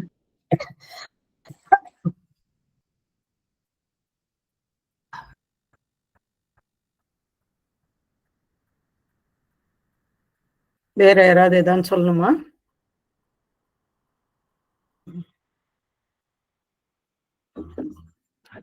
சொல்லுங்கம்மா சண்முகப்பிரியா. அம்மா இன்னைக்கு வகுப்பு ரொம்ப நல்லா இருந்ததுமா. ரொம்ப பல பெரிய விஷயங்களை அப்படியே உள்ளுக்குள்ள கொஞ்சம் ஒரு தீண்டிட்டு தான் போச்சு. அதை உணர முடியுமா. ரொம்ப அந்த ஒரு இறுகி போன தன்மை, அதாவது பாறைக்குள்ள வெடியெல்லாம் வச்சு ஊத்து கொடுப்பாங்க அந்த மாதிரி இல்லாம இந்த யோகம் புதுமையில திளைச்சிருக்குன்றதுக்கு ஒரு மயிலிறக தடவி அங்க நீரூற்று பொழிகிற மாதிரி ஒரு ஃபீலிங் வருதுமா. நான் மிகையா சொல்லல, வர்ணனையா சொல்லல, பட் அந்த மாதிரி எல்லாம் தோணுது. இது மாதிரி எல்லாம் கேட்கும் போது நான் அந்த அசட்டிசம் இல்லாம அந்த இடத்துல ரொம்ப அழகா கேர்ஃபுல்லா ஈஸியா நம்மள அப்படியே வளைச்சு கொண்டு போறாங்கன்றது ரொம்ப அழகா புரியுதுமா. அப்போ டோட்டலாவே இது ஒரு இசையுமா அந்த மாதிரி என்னன்னா தோணுதுமா. ரொம்ப நல்லா இருக்கு. அண்ட் நீங்க அந்த 2 ஹாலிடேஸ் சொன்னீங்க. அதுல வந்து நாங்க வந்து ஒரு டைம் சார்ட், டேபிள் சார்ட் மாதிரி போட்டு வசந்தமா நாங்களும் போட்டு எல்லாருமே நாங்க அதை வந்து ஒருமித்து என்ன ஒரு குட்டி குட்டி பகுதிகளா அதை வந்து நாங்க அந்த வீக் அந்த மாதிரி ஏதாவது கலெக்டிவா பண்ணணும்ன்ற ஆர்வம் எல்லாம் வருதுமா. ரொம்ப நன்றிம்மா, நன்றிம்மா, நன்றி நன்றி. கஸ்தூரி சொல்லுங்கம்மா. அதாவது நம்மளோட யதார்த்தமான வாழ்க்கைக்கெல்லாம் அந்த புக்ல ஒளிப்பொருந்தி பாதையில அவ்வளவு அழகா விளக்கம். இன்னைக்கு ஒரு இதுல பார்த்தா நம்ம 1000 இது ரொட்டீன் லைஃப்ல சில கோபங்கள் எரிச்சல் வரும். அப்போ வந்து நம்ம அதுல போய் ஃபாலோ பண்ணாம நம்ம டைவர்ட் பண்ணி எவ்வளவு அழகா அந்த பூ பூத்திருக்கு அந்த அப்படி ஒரு தோட்டத்தை போய் ஒரு சுத்திட்டு வந்தாலும் அது வந்து அப்படியே நமக்கு அது மறந்து போயிடுது. என்ன ஒரு அல்ப விஷயத்துக்கு நம்ம இவ்வளவு கோவப்பட்டோன்ற மாதிரி நினைக்கும். அதே சமயத்துல அந்த சொன்ன ஆள்கிட்ட போன் பண்ணி பேசணும்னு நினைப்போம். ஆனா போன் லைன் கிடைக்காது. சோ அப்ப வந்து நம்ம மதர் வந்து எப்படி நம்மள உள்ள மனசுல வேண்டாம் அப்படின்னு தெரியுது. அதனால ஒவ்வொரு உன்னிப்பா நம்மளோட செயலை கவனிச்சோம்னா மதர் நம்மள வந்து எவ்வளவு ப்ரொடெக்ட் பண்றாங்க, எவ்வளவு கைட் பண்ணிட்டு வராங்கன்றது நமக்கு தெரியும். அது அமைதியா இருந்தாதான் அதை ஃபாலோ பண்ண நம்ம வாழ்க்கையில ஜெயிக்க முடியும்ன்றது ரொம்ப அழகா இன்னைக்கு சப்ஜெக்ட்ல நிறைய வந்தது தனலட்சுமா. ரொம்ப சந்தோஷம். நிச்சயமா, நன்றிம்மா. சண்முகப்பிரியா இன்னும் ஏதாவது சொல்லணுமா? ஹேண்ட் ரைஸ் பண்ணிருக்கீங்க. வசந்தம்மா முடிச்சிட்டோம்மா. வசந்தம்மா சொல்லுங்க. அம்மா தேங்க்யூ ஸோ மச். இந்த இன்னைக்கு படிச்சது எல்லாமே நம்மள அப்படியே பாயிண்டா கைட் பண்ற மாதிரியே இருந்தது. அந்த த சன்லைட் பாத்துங்கிறதோடைய டைட்டில் போர்ஷனே இன்னைக்கு உள்ளது எல்லாமே கைடன்சஸ் ரொம்ப. அப்புறம் மதர் வந்து எப்பவும் சொல்லுவாங்க, to know is good, to live is better, to be that is best அப்படின்னு. அதனால அந்த ரியலா ஒரு வாழ்க்கையில என்னெல்லாம் நம்ம கடைபிடிக்கணுங்கிறது முழுமையா இன்னைக்கு தெரிஞ்சிட்டோமா. ரொம்ப தேங்க்ஸ்மா. தேங்க்யூ. சண்முகப்பிரியா சொல்லுங்க. அம்மா கஸ்தூரி அம்மா கூட ஓகே. ஒண்ணு இல்லம்மா, இந்த போர்க்களத்தில் நீ அமைதியாக இருக்க வேண்டும் அப்படின்னு, நீ சாதாரண சும்மா இருக்கிற இடத்துல அமைதியா இருக்கிறது இல்ல, போர்க்களத்துல நீ அமைதியா இருக்கணும் அப்படின்ற மாதிரி ஒரு பகவான் சொன்ன மாதிரி ஒரு கேள்விப்பட்ட மாதிரி இருக்குமா.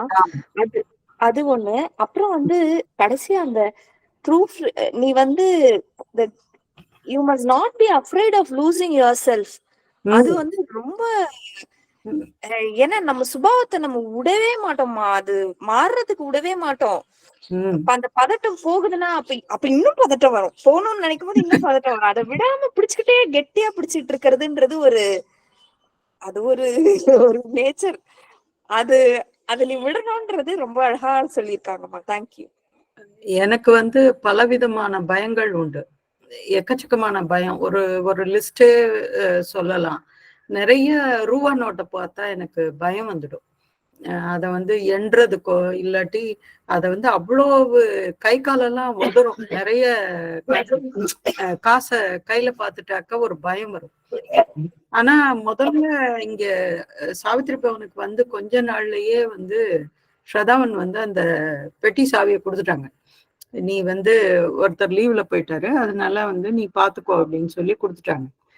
எனக்கு வந்து அப்பயும் ஒரே பயம். ஏன்னா டொனேஷன் வாங்கணும், அதை வந்து ரசீது போடணும், அதை கவுண்ட் பண்ணி வைக்கணும். இதெல்லாம் வந்து எனக்கு ஒரு இயலாத காரியமாக இருந்தது.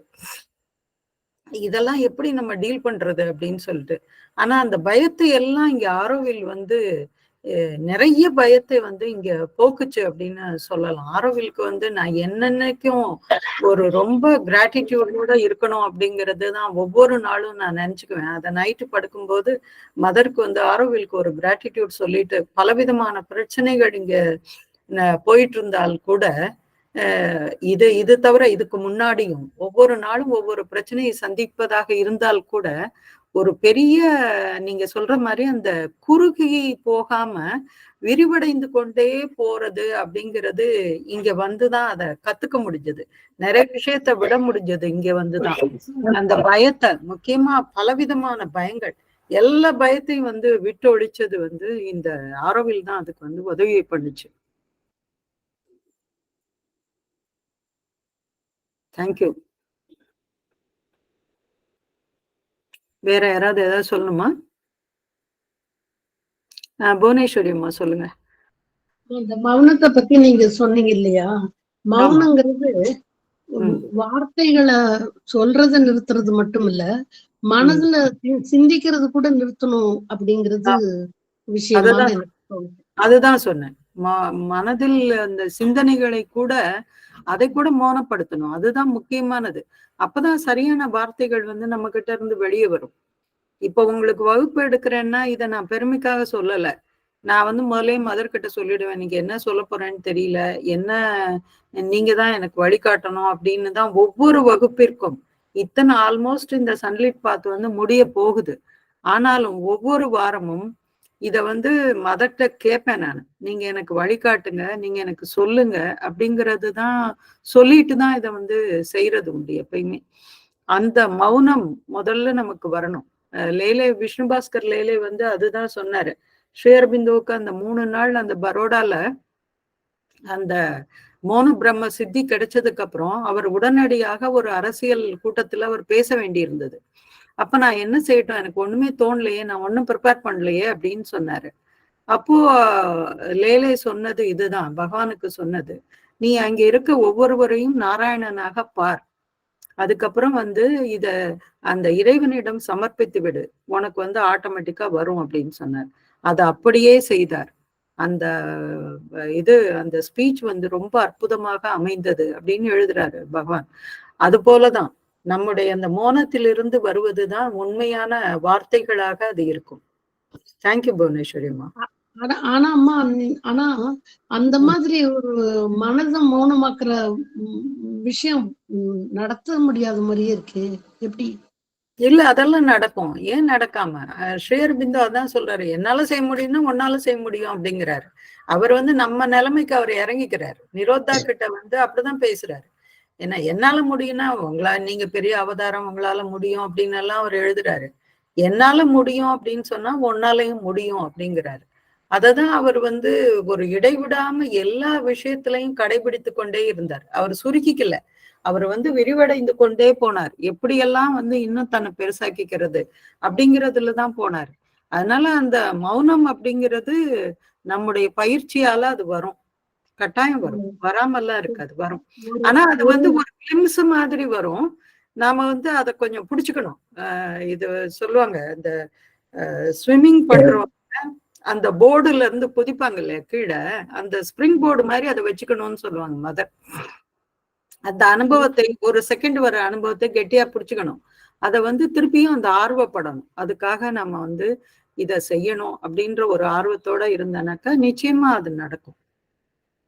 ஒரு செகண்ட் கூட இடைவிடாத சிந்தனைகள் வந்துகிட்டே இருக்கேம்மா. இல்ல, அது பயிற்சியின் மூலமாக வரும். நான் தான் சொன்னேன், ரிமெம்பர் அண்ட் ஆஃபர் அப்படின்னு சொன்னேன். இது வந்து நமக்கு இது அந்த சிந்தனையை கூட அதை ஆஃபர் பண்ற நிலைமை எப்ப வருதோ அப்ப வந்து மௌனம் சித்திக்கும். அவ்வளவுதான். நன்றிம்மா, நன்றி. அது செயல்தரம் தெரியாம தான் யோசிச்சுட்டே இருப்பேன் நானு.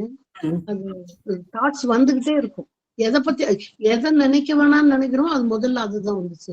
மனுஷன்னா சிந்தனை வரதானே செய்யும். மனம் உள்ளவன் மனிதன், சிந்தனை வரதான் செய்யும். ஆனா எது வரணும் எது வரக்கூடாது, அதுல எப்படி மாஸ்டர் ஆகணும், அதுதான் முக்கியமானது. அதுவும் ஒரு விதமான மௌனம் தானே இல்ல? நன்றி, நன்றிம்மா, நன்றி. வசந்தம்மா சொல்லுங்க. அம்மா தேங்க்யூ ஃபார் செகண்ட். என்னன்னா ஒரு ஜென் கதை மாதிரிதான் வந்ததுல ஒண்ணுல என்ன சொன்னாங்கன்னா, நம்ம யாரோ நம்மள திட்டினா அதுக்கு பதில் ரெஸ்பான்ஸ் கொடுக்க வேண்டாம். we need not show our anger again. அவங்க ஈவன் தோ அவங்க தப்பா பேசினாலோ அல்லது மதிப்பு குறைவா பேசினாலோ, என்னன்னா உனக்கு பிடிக்காத விஷயங்களை நீ எடுத்துக்கலைன்னா என்ன பண்ணும், அது திரும்பி போயிடும் இல்லையா? அது மாதிரி இந்த வேர்ட்ஸ் எல்லாம் நமக்கு இல்ல நினைச்சானா அதெல்லாம் திரும்பி போயிடும். You will not be offended by that, affected by that அப்படின்னு ஒண்ணு சொன்னாங்க. யூ டோன்ட் அக்செப்ட் இட், அதுக்கு நீ ரெஸ்பாண்ட் பண்ணாத.